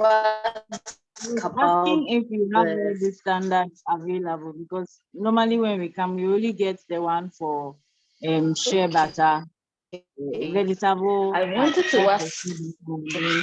The one for soap, but I didn't know there was one for body and hair oils and then body balm. Oh yeah, I'm actually. Okay, thank you. So she would address that. I think they have all the standards. If you go and you make your request, you would receive it. Priscilla, please, let's answer what we have. Okay, so So Priscilla, please unmute yourself. I muted everybody. There was some background noise. So the first question was the claim, the document required to buttress claims. There are scientific researches that have been done on ingredients. If you know that you have ingredient A, you should do your research to know what people have done. So you have your scientific papers or your research to back it, and yourself, you should be able to have data from your end, from your clients. For years, you should be able to have that data to submit to your regulator to buttress your claim that, oh, I have ingredient B, and this is what my clients are saying, this is what it's been doing, so this is what I have. I might give you a few of these, but at the end of the day, your regulator can come up with specific documents they would need for the regulation. Please, have I answered your question? Doc, are you okay? Yes, ma'am. Okay, thank you very much. Yeah. The second one was with regards to standards availability, that they always get only Shea. They didn't know you have all these. What can you say to that? Charles, please, is it about the availability of the standards? Of other standards, like the question was that when the fellow indicated that when she comes there, she only gets something on Shea butter standards or the vegetable oils, but she wasn't aware there was standard on these soaps, all that you mentioned. So the question is that when they come there, do you have all the standards that you talked on? Oh, yes, is it available? Yes, Yeah. yes, we have all these standards. Charles, this is Francisca, if I can Franca, step please in. go ahead. Yes. Okay, so yes, we have the standards available. In my presentation, I showed you the list of standards that are available for the 2 value chains. And we have good news for members who are here today. If you're able to get to Ghana Standards Authority head office today, tomorrow, would give you 50%. We'll slash the cost down by 50% for you for any of the standards that you purchase from us today and tomorrow. And so if you need any standards, kindly get to the head office of Ghana Standards Authority today and tomorrow, close of day tomorrow. And then you have the chance to purchase the standards at 50% discount. Thank you. Can we plead till Friday? I mean, give us small chance. Friday. This one I'm pleading on behalf of all my SMEs here. Friday. Thank you for accepting. Yes. Evita, Joseph, please go ahead. Please, can I ask a follow-up question on the purchase? Please go ahead. Yes. This is any high-tech way of purchasing instead of driving all the way there? Franca, can we do online digitalization? Now we can sit in the comfort of our rooms now. We can send Momo. What is the status? Can we do that? Yeah, so it can be done. The only thing is that once the online documents, you can't print it. It's only for read only. And so when you purchase the online documents, we don't print. You only have it online. It's read only. That is it. But it's possible to do that. It's possible to purchase online and pay via Momo. Okay. So is it the same price?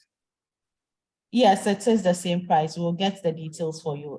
As the next presenter is, we'll put it in the chat box, please. Super. Okay, thank you very much.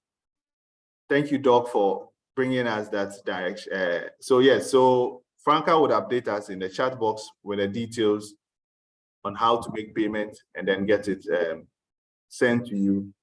And you still have it anyway, whether it's hard or soft. So I still have 2 hands, Ofebia and Joseph Asare, Evita. Yeah. So please, you may go ahead. Okay, please, I wanted to ask about the body balm.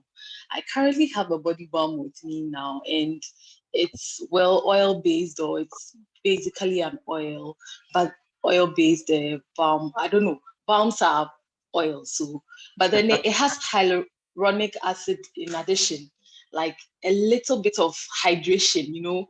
So you can feel that, I mean, they've written it has hyaluronic acid, and that is water-based. And so I was asking, about how it's going to classify in our system, because I think it's like a UK related product. But then, I mean, based on the presentation, we realized that, I mean, it was said that all balms are oil based, but then what if there's this little additive that makes it hydrate a bit? Because I have issues with regular shea butter or coconut oil or something, but when it has this little hydration from this water-based hyaluronic acid, I mean, it makes it really nice. Let me help you. And let me help you. Good. So okay. I don't know what product it is. Okay, so my name is Evita. I'm a chemist, but I don't know what product it is, but mostly hyaluronic acid is water-based, okay? However, we have a certain type of hyaluronic acid that has been also created such that it can be used in a water-based system, in an oil-based system, sorry. So it could be that that is what is actually in the formulation. If you can see white particles, or if you can see sedimentation of, let's say, some particles, then probably they have used the water-based hyaluronic acid. If not, if you can't see anything, then it's probably an oil-based hyaluronic acid, which is accepted. So it wouldn't affect the stability of your product. That is one. The other thing about claims is that when we talk about claims for a product, there are two forms. So you can have an ingredient claim. So for instance, shea butter is very nourishing. So when you use it in your product, it will nourish the skin. That is a claim you can more or less like make. Okay. However, if you use the shea butter combined with other ingredients in your balm, and let's say you have menthol would give this cooling sensation. So ideally, maybe it would be good for somebody with pain, and you go like, this is a body balm that can help with pain, you know? The moment you make such claim, it becomes a drug. It's because you are more like offering a therapeutic benefit, which is more like, it's not visible, physiological to the eyes, okay? So you would want to say that, have a clinical test, and that is very expensive. Have a clinical test such that they would recruit volunteers with pain, and this product would be used on these people, and then these people would come back, they would test them again and say that, okay, 40% out of the 19 volunteers said they experienced less pain after using this product. If we can't do clinical testing, then let's come down to our basic level. What I normally suggest to my clients is that recruits test more like test subjects. So your friends and family, very sincere people who will tell you the truth around you, about 19 people or 8 or 10 people, and then give them the product, okay? Give them the product that you want them to test, and tell them that they should note everything that they experience with the product. So they use the cleanser, they didn't feel like their skin was tight, they felt their skin was cleansed after the first day, they didn't have any breakout after 3 days. Such information, you can actually collate it and share it also on your website or anywhere that you sell your product, okay? Such that you would say, oh, 10 people use this product, okay? And based on their observation, 5 said their skin felt better after 3 days, 3 said their skin felt better after 4 days. You would have physical evidence so that if GSA or any of these authorities call upon you that, why are you making this claim? Although it is not clinically tested, you can actually show them results that people, these are the test groups, and this was their experience, and that is how come we are sharing it. I hope this is helpful. Thank you. Thank you. Please, may I know the name? Because it's a male name, but the voice is always a female name. Okay, so my name is Evita Joseph Asari. Well, that's your name, Evita Yes. Joseph Asari. Yes. Okay. All right, so nice one. Please, may I ask Evita a question? Please go ahead, Bill. About the claims. Thank you very much, Evita. That's very, very helpful. About the claims, you said you cannot say that with this is in relation to the shea butter and the menthol. You cannot say that it can help with pain, but can you say may help with pain? You're not making the claim. But can you use may instead of can? What you can do, okay? So menthol provides more like a cooling sensation. So if I'm describing, let's say, my body balm with menthol, I would say that this is a body balm that has been formulated with shea butter and menthol. Menthol has been proven to provide a cooling sensation, which helps to calm pain.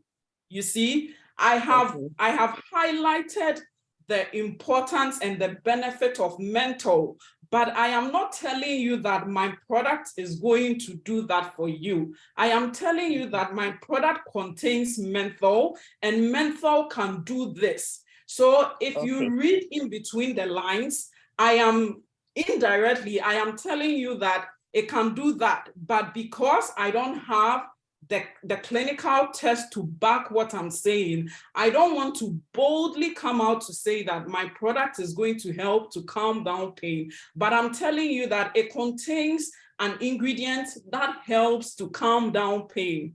Is that clear? Yes, that's clear, but follow up, please. What you said really spells it out, but if my bottle is a 300 bottle and I have to write it, I probably wouldn't have enough space to put all you said. So that's what I was asking. Can you say it may do this instead of saying it can, just because so that it's contained on the packages?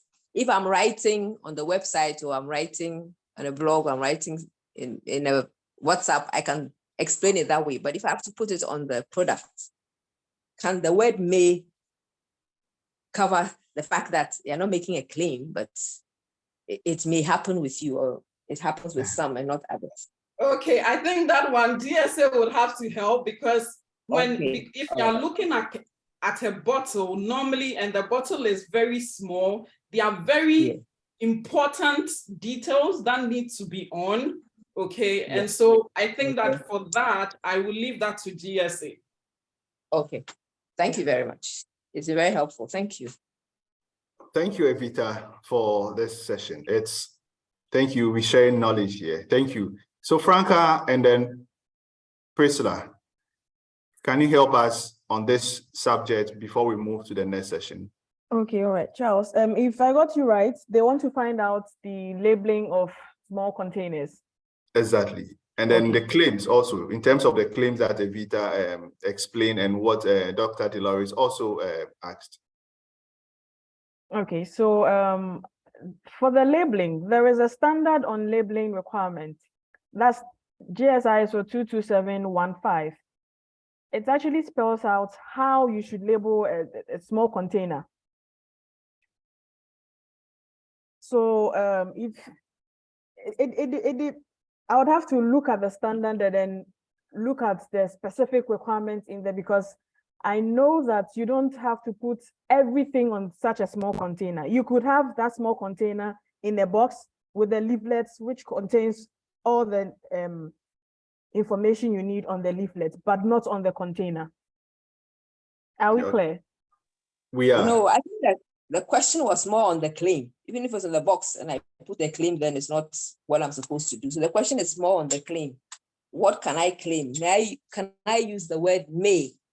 Yes, you can use the word may, because that you are not specific, that it actually does this. Okay, all right. Thank you very much. Thank you too. May I proceed then? Yes, you may. Okay, so thank you very much. I mean, it's a very enjoyable session. So we're going to take the next session. That will be done, I think, by Vincent, if I got Francisca right. So those of you who put your name for the GMP support, to make life easier for us, we've just created a form. Just put in the names. When you get to the region, give us your specific location and the region. If you are in, let's say, SCC Weja, right? SCC Weja, Greater Accra. If you are in whatever you are, your region, just put the specific location where we can find you and your region. And so please do that for us. We also, as we do this, we have one of our experts on the call. She's Francisca. She's, sorry, not Francisca, Patricia. Patricia is on the call. She's also our branding and marketing expert. She's been helping with all these brands, how to help you do your branding properly. And she's on the call. When we are about ending, we'll give her the platform to also say a few words. And so once you put your name on the list, we'll also share the names, and then we'll be able to work with you and then support you as much as we can. So at this stage, Brother Vincent, you have 15 minutes for your 25 slides. So please, you have to be brief. We wanted to finish in 2 hours, but it's been a very educative session, and the questions we have to solve, we have to really get to the bottom of it. So you have to be brief now. Thank you. But brief, but to the point. Don't jump anything. Oh, say Charles, thank you very much. Okay, good afternoon, good morning and good afternoon, everyone. It's Christophe Williams, so good afternoon, everyone. I'll be taking you through the Alata Samina value chain standards and also continue with the share-based standards. For the Alata Samina value chain, we developed the code of practice for the Alata Samina manufacturing industry is specific. I'm happy that my colleague had earlier on spoken about the GS 22716 because it was developed also based on that, but it was specific to the industry. So there were a lot of things, or some of the things that we did not actually consider, so that all SMEs are also considered in this slide. So because time is also not on our side,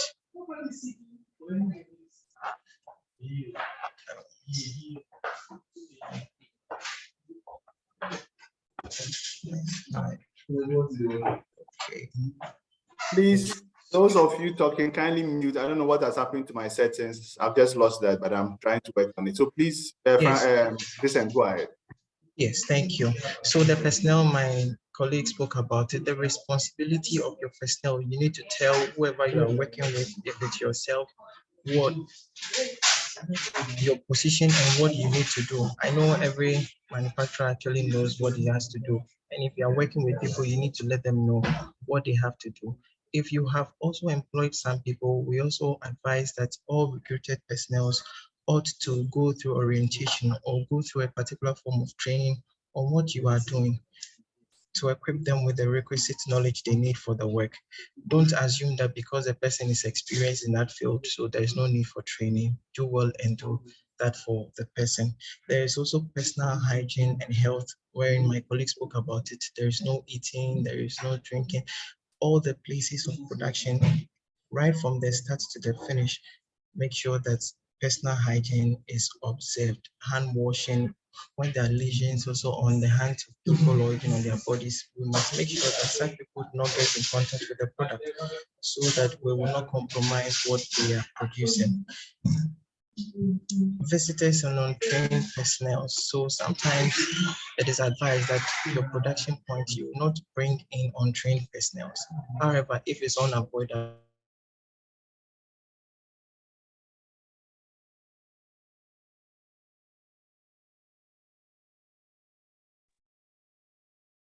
Unmute.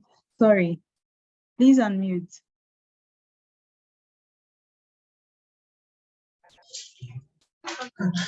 Okay, thank you. Thank you.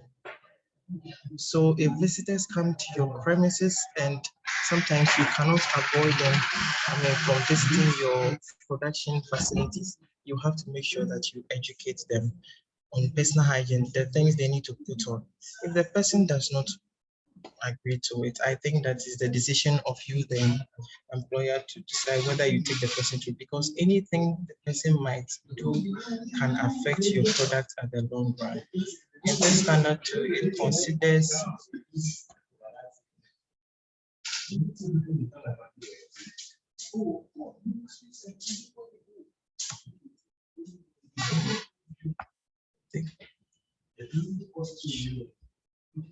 Okay, so all these ones, my colleague spoke about them, so I will just skip them.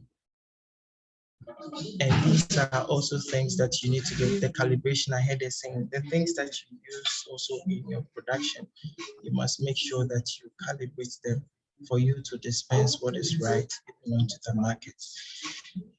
And do well and have a backup system for the things that you are doing.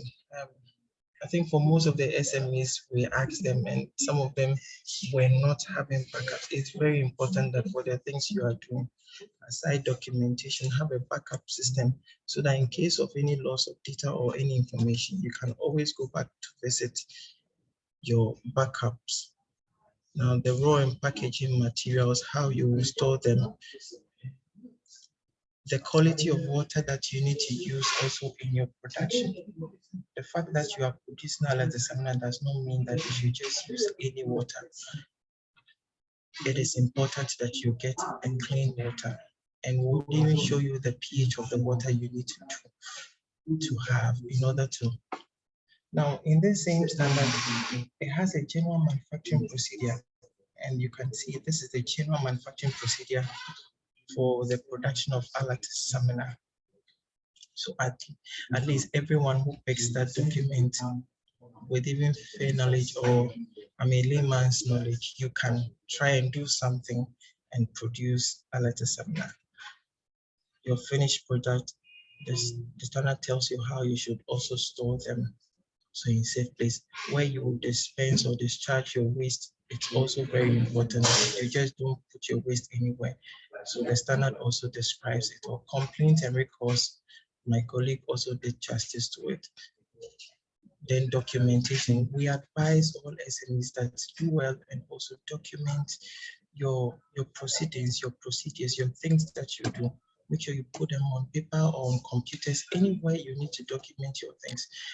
And just as we're asking for the backup systems, and make sure you back all these things up, because tomorrow you have no idea wherein you will need them. I want to quickly move on to the product standard. We'll talk about the Alata Samina. For the Alata Samina,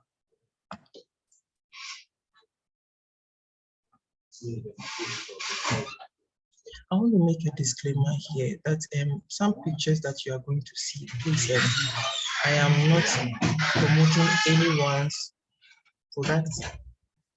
No, it is just for the purpose of the presentation. So with the Alata Samina, we consider three forms of Alata Samina: the cake soap, then the semi-solid form, and also the shower gel. So in the standard GS 289, we talk about the cake soap and also the semi-solid one, the little moist. Then we have another one which also addresses the shower gel.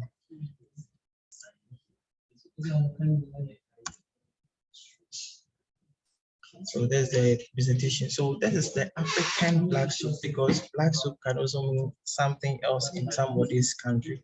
So for us, it is an indigenous product. It is for us, and we term it as African black soap, and it's for general body cleansing.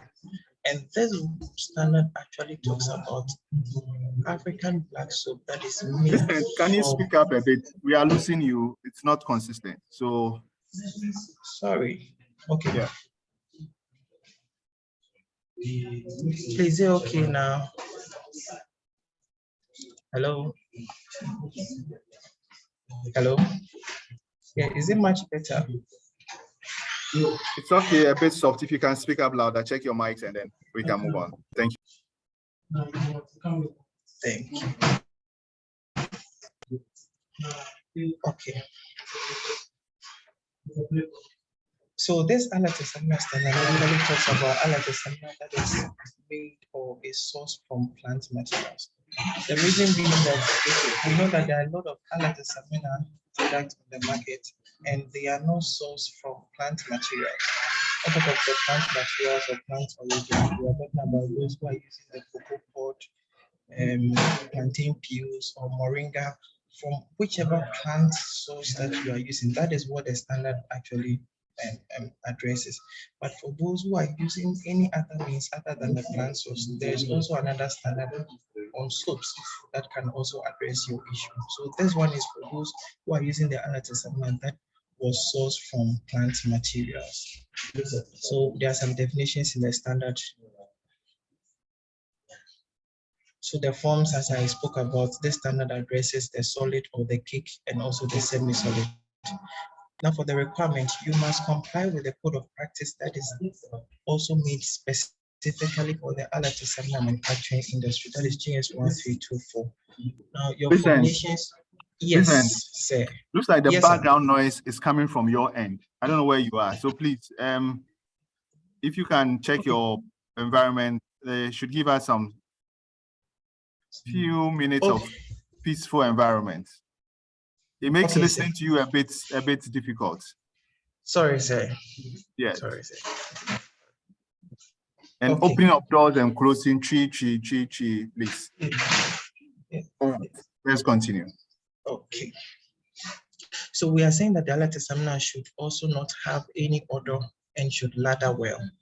And you can perfume it, but make sure that it will not have any adverse reaction when anybody uses your product. So I was showing it that the color that we are expecting should be light brown to black. I mean, if you even view it, you can add whatever thing you want to add to your Alata Samina. We don't stop you. You can add shea butter, any oil, neem, even if you want to add neem oil, you can add it. But make sure that whatever you add, you pass the requirements that this standard talks about. Product stability. We are saying that when you say your product should stand for 2 years, or within 2 years, your product will still be the same. Then we're expecting that when we don't open your product within the period of 2 years, when we open it, it should be the same. And this is done also in the laboratory, where they use certain testing procedure to actually check your product stability or your stated shelf life. So these are the physical chemical requirements that are in the standard.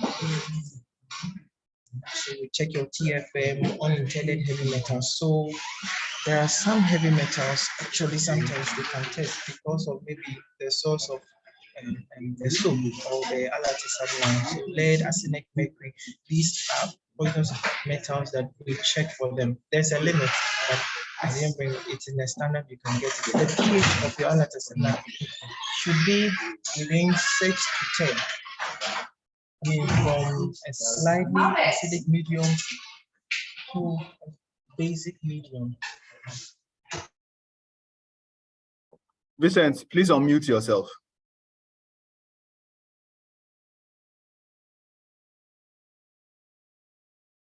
Vincent, unmute yourself. Yes, yes, sorry. Okay, sir. All right, so the microbiological requirements, we also check for these microbiological and organisms in the product.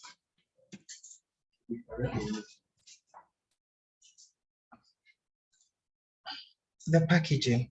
And we also advise that for those who are also taking it outside, make sure that you also find out from your destination what is also their requirement, because most of them are actually they state there's certain kind of packaging they want. For some countries, they would even want you to maybe put them in glasses. Whatever wrapping or whatever container they are expecting of you, it is required of you as a manufacturer to make sure that you get it and you do it as is required of you. So Alata Samina should be packaged in suitable wrappers or containers, and make sure that what you put it in will not affect your product, and your product will also not affect the container. For bulk packages, we expect that. Yes.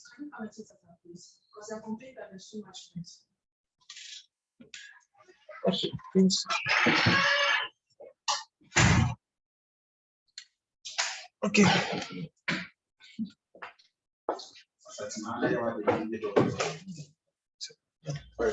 So for bulk packages, we expect that you would comply with the GS 22715, and also together you would have some labeling requirements that the standard also states.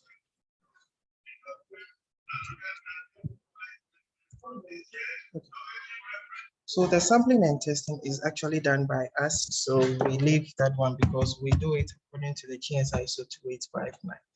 Then I added this, how to test for your pH. You make sure you prepare 1% of the solution of your Alata Samina. Then you can filter if possible, or you put your calibrated pH meter also in it, and this is it. I was telling you that the distilled water you are supposed to use, the water you're going to even mix with to prepare your solution should be within the pH of 5.8 to 7. The Alata Samina Shower Gel. So I am not promoting anyone's product. I've already made that disclaimer. So the shower gel also follows that the source of this Alata Samina should be from the plant source. This standard will not cover any soap from non-plant sources or any Alata Samina that is not from non-plant sources. The definitions are clear, stated in the standard. The general requirement, we're expecting that you comply with the code of practice for the Alata Samina manufacturing industry, the black soap industry. Then it should comply with the GS 227 Part 2 and 3. It should be free from any objectionable odor. You can perfume it, but there shouldn't be any adverse reaction when we use.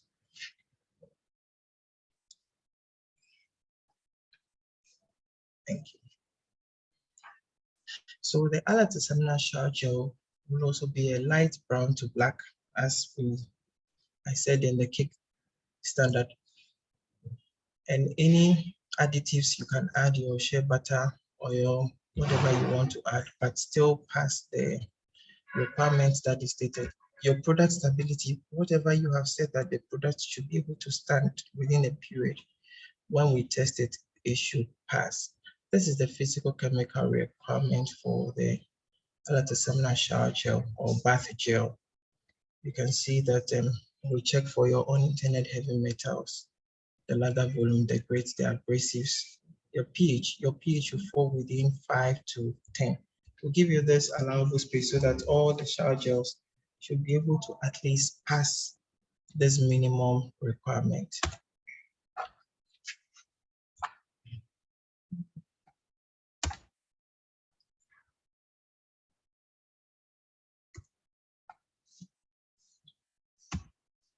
I think, please, can you see my slide? We can see your screen. Okay. So with the shower gel tool, we also test for the microbiological requirements, as we did for the cake soup. The packaging. So we expect that it is packaged in a suitable wrapper, and there shouldn't be any cross-contamination between the products and also the wrapper itself. The bulk packages, we are saying that in accordance with the GS ISO 22715, one my colleague presented on, you should also add the information that is required in the next slide. So this is the labeling requirement. These are the things that the regulator will be looking at on your labels in order to pass you for registration. The sampling and testing, we do it according to GS ISO 2859. And the abrasives. So this test, you can just take a gram of your shower gel and put it on a clean microscope slide, and just get another microscope slide and just put it over and rub gently, just in a rotary manner, like round. Wash it or dry it and observe to see if you can see some scratches. If you don't see any scratches, you are safe. At least your product can pass. The last one I will talk about will be, no, the last but one is the shampoo.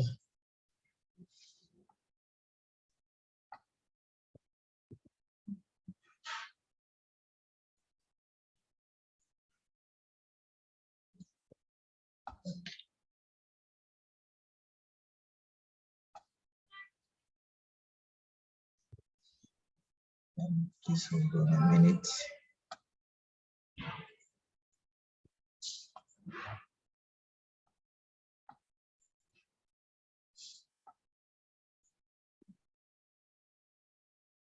Okay.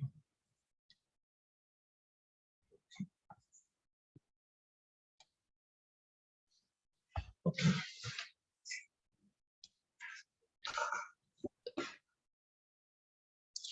So the GS 1325 is specification for shea-based hair conditioner.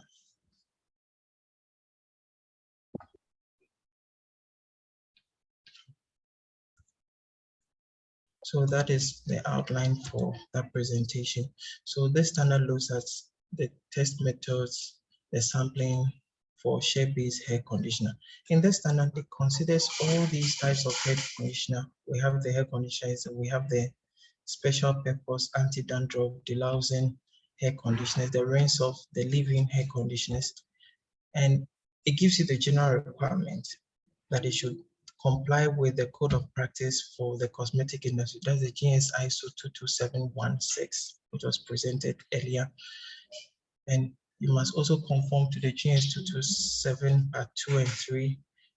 You can color or fragrance your conditioner. You can put, or there could be some additives, coconut oil, but for whichever additive that you add, you should still comply with the requirements, the minimum requirements of this standard. The hair conditioner is also considered in the form of liquid, emulsion, gels, or even paste. And this is what we expect, that if it's in the liquid form, should be consistent and homogeneous and free from any sediment. If it's emulsion, it should also be homogeneous and show no signs of separation. If it is in a gel form, it should be homogeneous and free from any particles. If it's paste, it's also free from any agglomerated particles.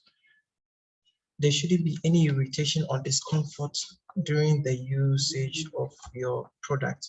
This is the general requirement that is done on this product, your stability, the leakage test, then the performance characteristics. Wherein with that one, we would get some experts to use your product on some people or some volunteers, and we expect that you would pass about 60%. So these are the microbiological requirements we test for it. So the performance test, just as I was saying, you should not get less than 60%, meaning that if your product is applied on 5 people, at least 3 of them should pass, wherein we shouldn't have any discomfort, any adverse effect applying your product on the hairs of these people. Now on that performance form, actually it makes you states the kind of hair, whether it's a virgin hair or is a hair that has been chemicalized already. So it's a form, you get it and you can fill from there. The chemical characteristics, we check for your pH, and we are saying that the hair conditioner should be within a pH of 3 to 7.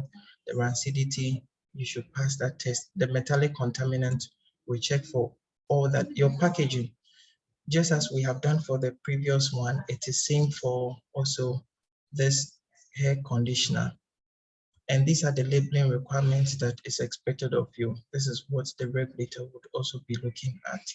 Make sure that you state that it is shea-based hair conditioner, because we have a hair conditioner standard that is separate from the hair-based hair conditioner.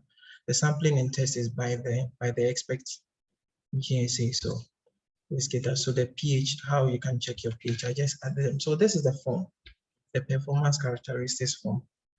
It's not so legible here, but when you get the standard, you will see it. The type of hair, the condition of hair, the condition of the scalp, everything, you need to state it. And this is how we measure. The last one I will do before my 15 minutes is up is the shampoo.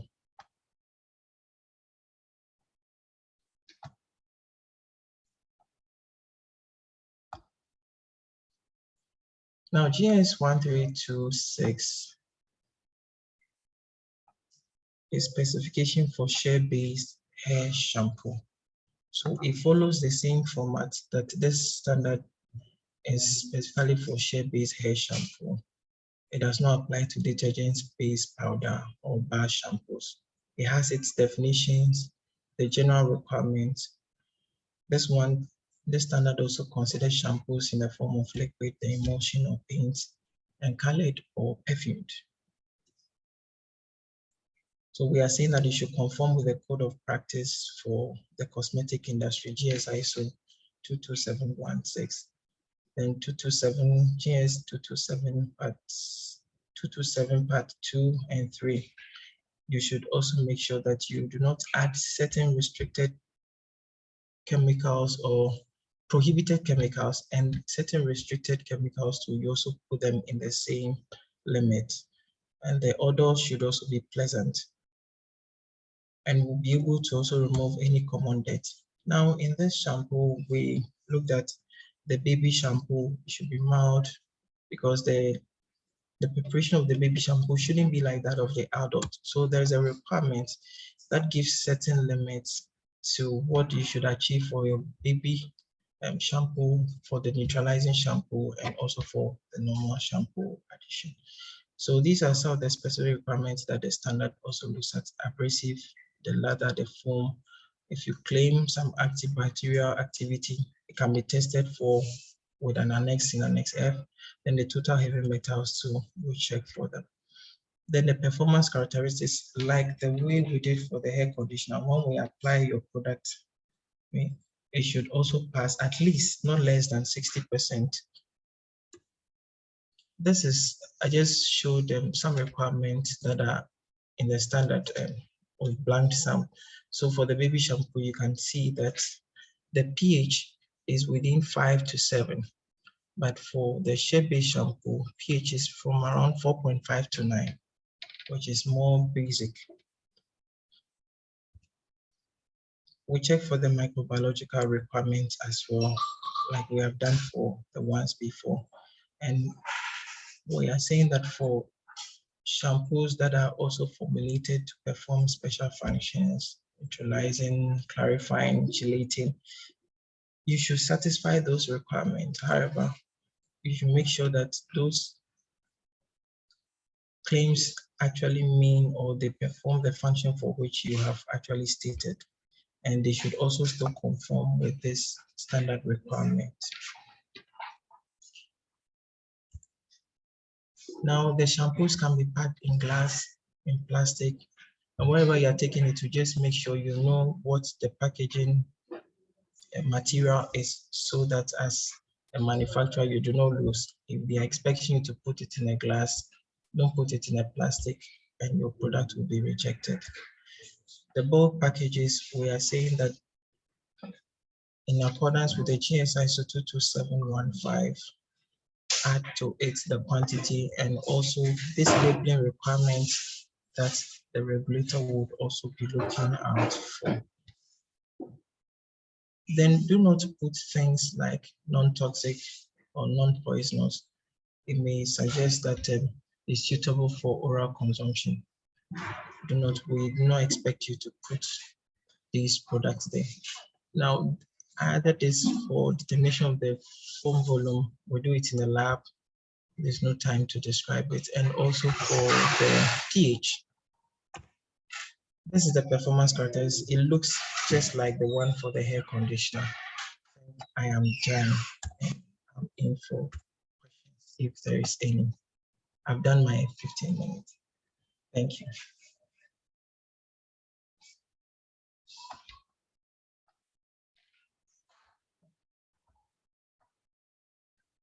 Yeah, Sir Charles, please, I'm done. Yes, thank you, Vincent. Yes, I was trying to unmute myself. Thank you for the session and for your minutes. So at this stage, we are in the injury minutes, as we say, added on time. So any questions, any clarification on the presentation on the Alata Samina and other that Vincent has done? So the floor is open for questions, for clarifications. Thank you. Sure. May I Yes, please? You may, Okay, you may. Thank you very much, Vincent. There was a lot of noise and the voice was too low, so I couldn't catch everything. So I lost when Vincent, you got to the share if you did. And so I would be appreciate it if you can put up the slide on the scope of the share, the scope of your presentation, so that I took some pictures so I can follow it up. Okay, which of them is the shea-based hair conditioner or the shampoo?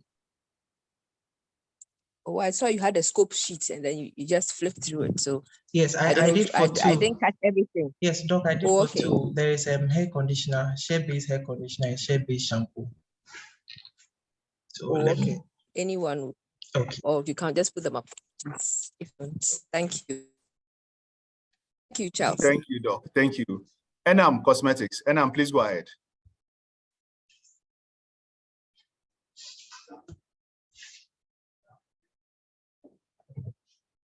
Enam, please, you have the floor. Sorry, I was on mute. So this is about the black soap shower gel. I don't know if you mentioned it. Is it allowed to add thickness to the shower gel? Okay, so that Thank question you. will be answered. Thank you, Enam. Any other question?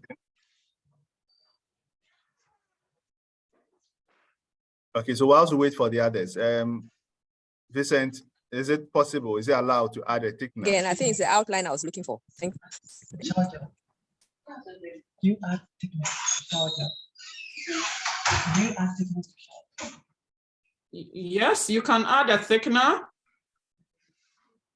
because sometimes the viscosity is very fluid, and so you would want to add a thickener. Sometimes people use xanthan gum or guar gum to increase the viscosity. Because it's a gel, you don't want to pour it on the sponge and then it's more like dripping. You want it to stay on the sponge so that you can actually use it for your cleansing purposes. So yes, a gum can be added, but make sure that the gum is it's compatible with how do we call it, with the Alata Samina, because some gums have charges, and Alata Samina obviously has a very alkaline charge, so sometimes it might not be suitable. So you can try a couple of gums, but then you have to try it and know which one works. But I know a lot of people use xanthan gum or guar gum.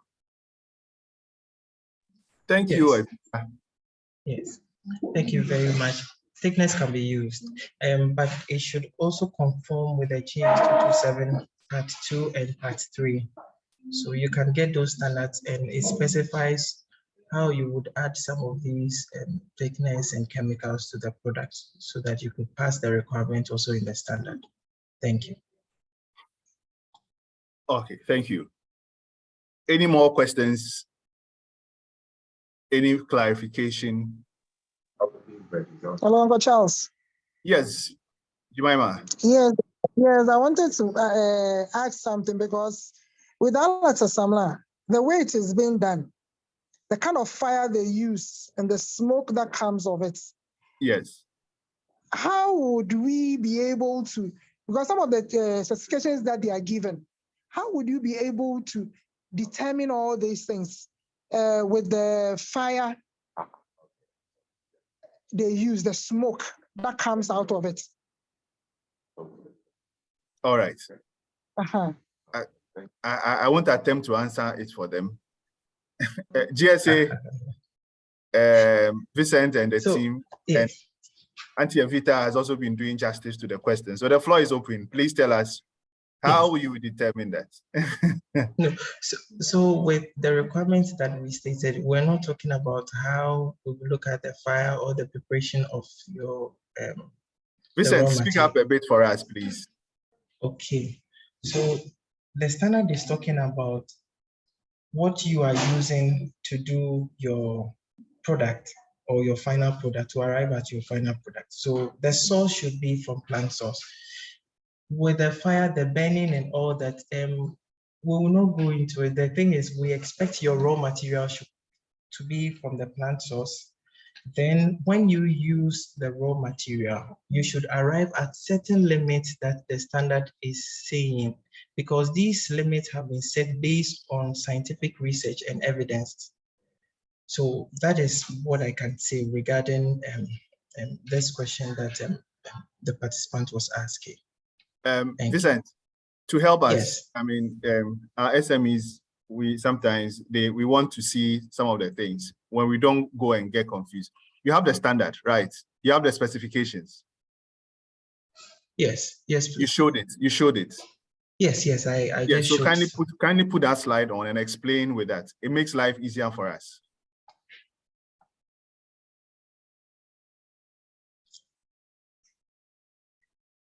So just like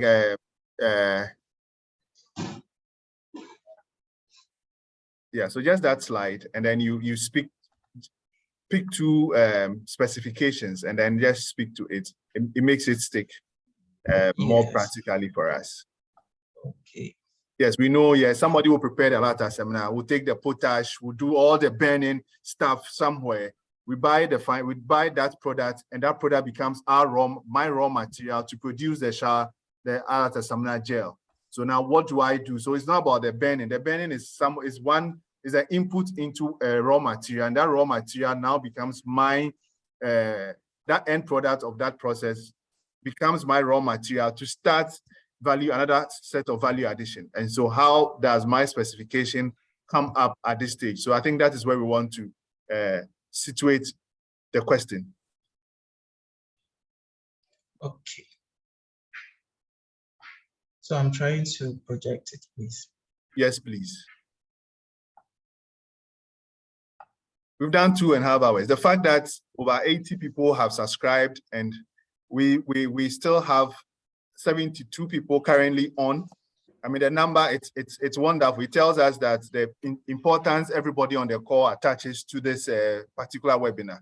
And so I'm also I want us to also satisfy the needs for the people who are here. But usually in some webinars, within an hour, you'll be left with 10 people. But now I'm so impressed that the number is still where it is. So now let's go to the specification and just explain with one example so we can follow clearly. So when we buy the standard, we'll know what to do. Okay, so let me start from here. So we said that this standard refers to Alata Samina that is sourced from plant materials or That's from fine. plant origin. Okay. And these were the two forms that we're looking at, the cake one and the semi-solid. Okay. So you could see from the physical chemical requirements what we are going to test for when you bring your Alata Samina to us. So we will look at the free caustic alkaline. There are limits to all these requirements that is stated here. The ladder volume, the grade, the TFM, total fatty matter, your unintended heavy metals. So there's actually a value or a limit that we look at maximum, then the pH.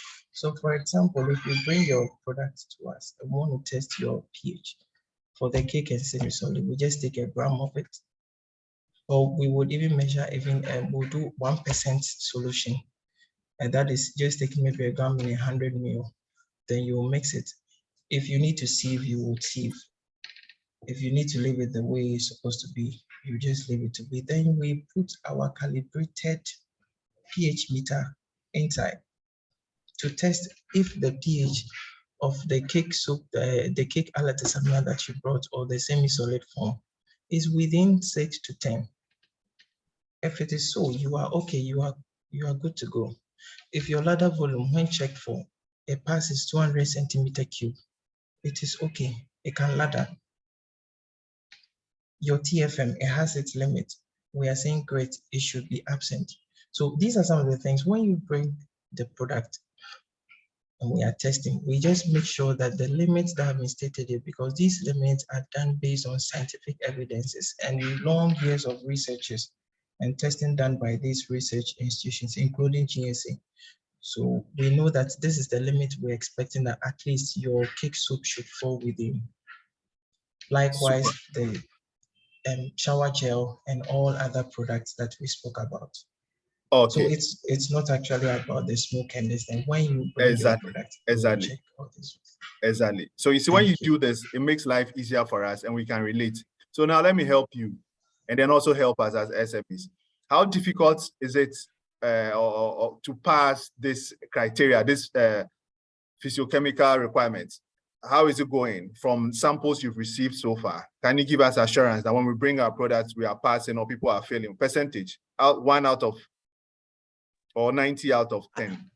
I think from the lab, most of the products they bring there are actually passing. Oh, okay. They are doing so well. In fact, maybe in the future, we'll even have to reduce the limits much more because they are all passing within the range Hey, that don't has start. been given. Don't start. Don't start. Don't start. Vincent, don't No, start. but most of the products It's are okay. passing. Before we come and before people come and attack, please don't start. The minimum is okay. When people are passing, let them pass. All right. Okay. So thank you very much. I think this explanation. So now when there are further questions, we know where to address them. Yes, Pat, your hand is up. Yes. When he was talking about the physiochemical requirements, he mentioned the pH. Yes. And I think he mentioned a calibrated pH scale, and it brought 6 to 10 to my mind. It's pH strips in conformance to the standards. Can we also use pH of the calibrated pH scale? But I am asking if we can't use the pH strips, the strips in place of the calibrated scale. Okay. Vincent, tell us. Does the pH strip we have serve the same purpose? Can it test and give us the range that you're talking of? Yes, it can be used. It can be used. Okay. It can be used. Yes. Okay. Okay. That's very lovely. So please, any more welcome party? Any question, any clarification, or we'll be gradually winding down?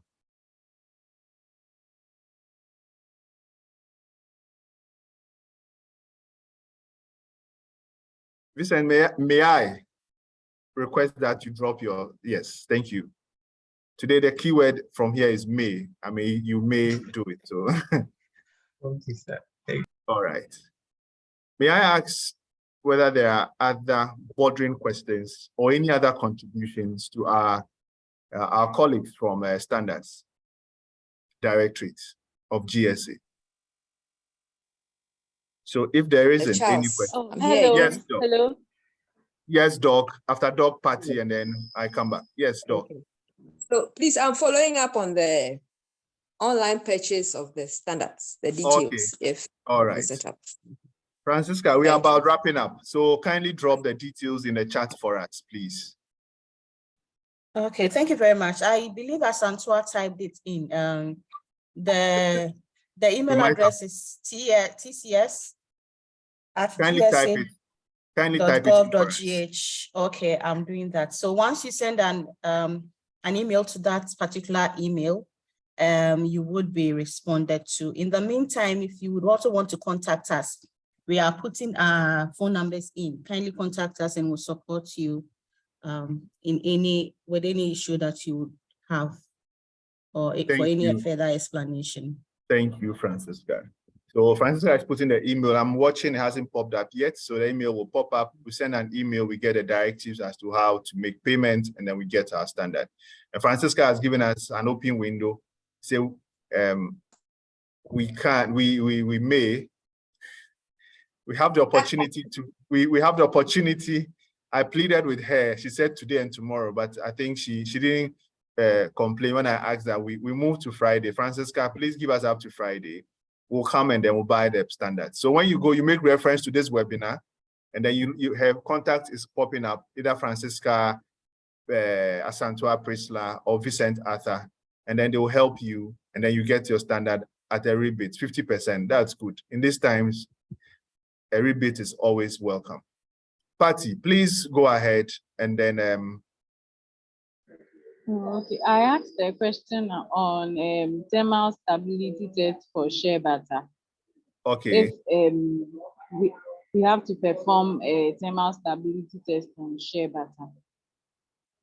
Okay, so Vincent, Prisla, Franca, do we have to do the thermal stability test on shea butter? MFA Okata's hand and then Charis. Please let me take this so that you can address all. So MFA and then Charis. Charles.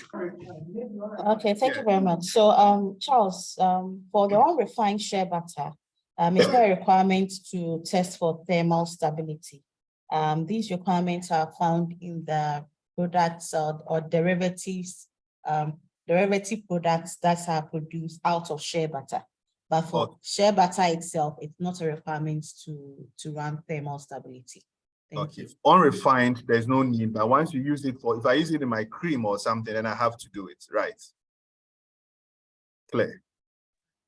Okay, please, I asked because my product does not have like water. It's just the shea butter and then a couple of other oils. And so a thermal stability test was conducted on it. And the result was bad because it went back to after the test is solidified and then became great. And so looking at your older edition of the standards on shea butter, there was no thermal stability test on it. So that's why I want to know if maybe now you've started testing for that. Franca, your response, please.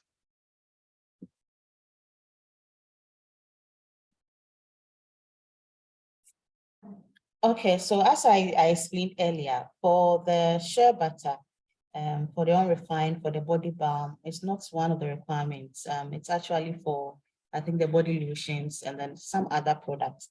What will be required is product stability. And that analysis or that test is actually different from thermal stability. So for the body balm, as you said, you mix your shea butter with oils. It's not a requirement to do thermal stability. Thank you. Thank you. MFA. Hi, Charles. Yes, you have the floor, MFA. Yes, please. Sorry, I came in a bit late. I just wanted to know, are we going to get the materials that were discussed here? Yes, the presentation. please. Yes, You're please. going to get it. You will, yes. Thank you. And once there's recording, the recording will also be shared with all of you, together with the presentations. Hello. Yeah. Yes, Charis, please go ahead. Yes, I actually asked this question in the chat box, but it wasn't answered. Concerning the oils, she mentioned there is no difference between hair and body oils. So my question is concerning infused oils with herbs. Will they still fall under the hair and body oils category, or is there a different category for infused oils with herbs that usually fall under Ayurveda? All right, thank you. Franca, Prisla, Vincent, this is in your court. And Evita is also here, so this is in your court. Infused oil herbs, where do we put them? What happens to them? Okay, thank you very much. So the standard is basically for hair and body oils. Now, the requirement is for hair and body oils. So if you infuse the herbs into the oils, and it's going to have some, you are going to make some claims on it, then it's not going to fall under these. But once you infuse the herbs in, and its usage is basically for hair and body oils, then it will fall under this particular standard. But if it's going to have some therapeutic effects or claims on it, then it wouldn't fall under this particular standard. Thank you. Okay, so what standard will it fall under? It would have to be a different standard. We are yet to put together any documents for that, but then it fails to fall under cosmetics. We wouldn't consider that as a cosmetic, yes. Once they are therapeutic claims, it wouldn't fall under cosmetics. Okay, but for hair growth, if the primary function is for hair growth, can it still fall under hair? Yes, but you have to substantiate the claim for hair growth. Okay, so to make it simple, yes, we know that hair oils are supposed to grow hair, but then you can just, if you don't have any supporting documents, you can just make it hair oil, and then you are good to go. It will be very easy for you to get it registered. Okay, well understood. Thank you. Thank you too.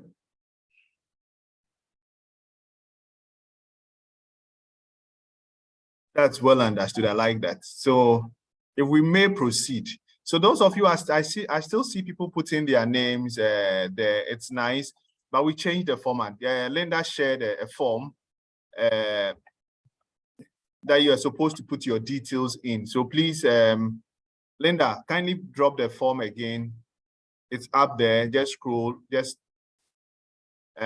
there for everybody. So please put your details in there for us, especially those who would need the support. We have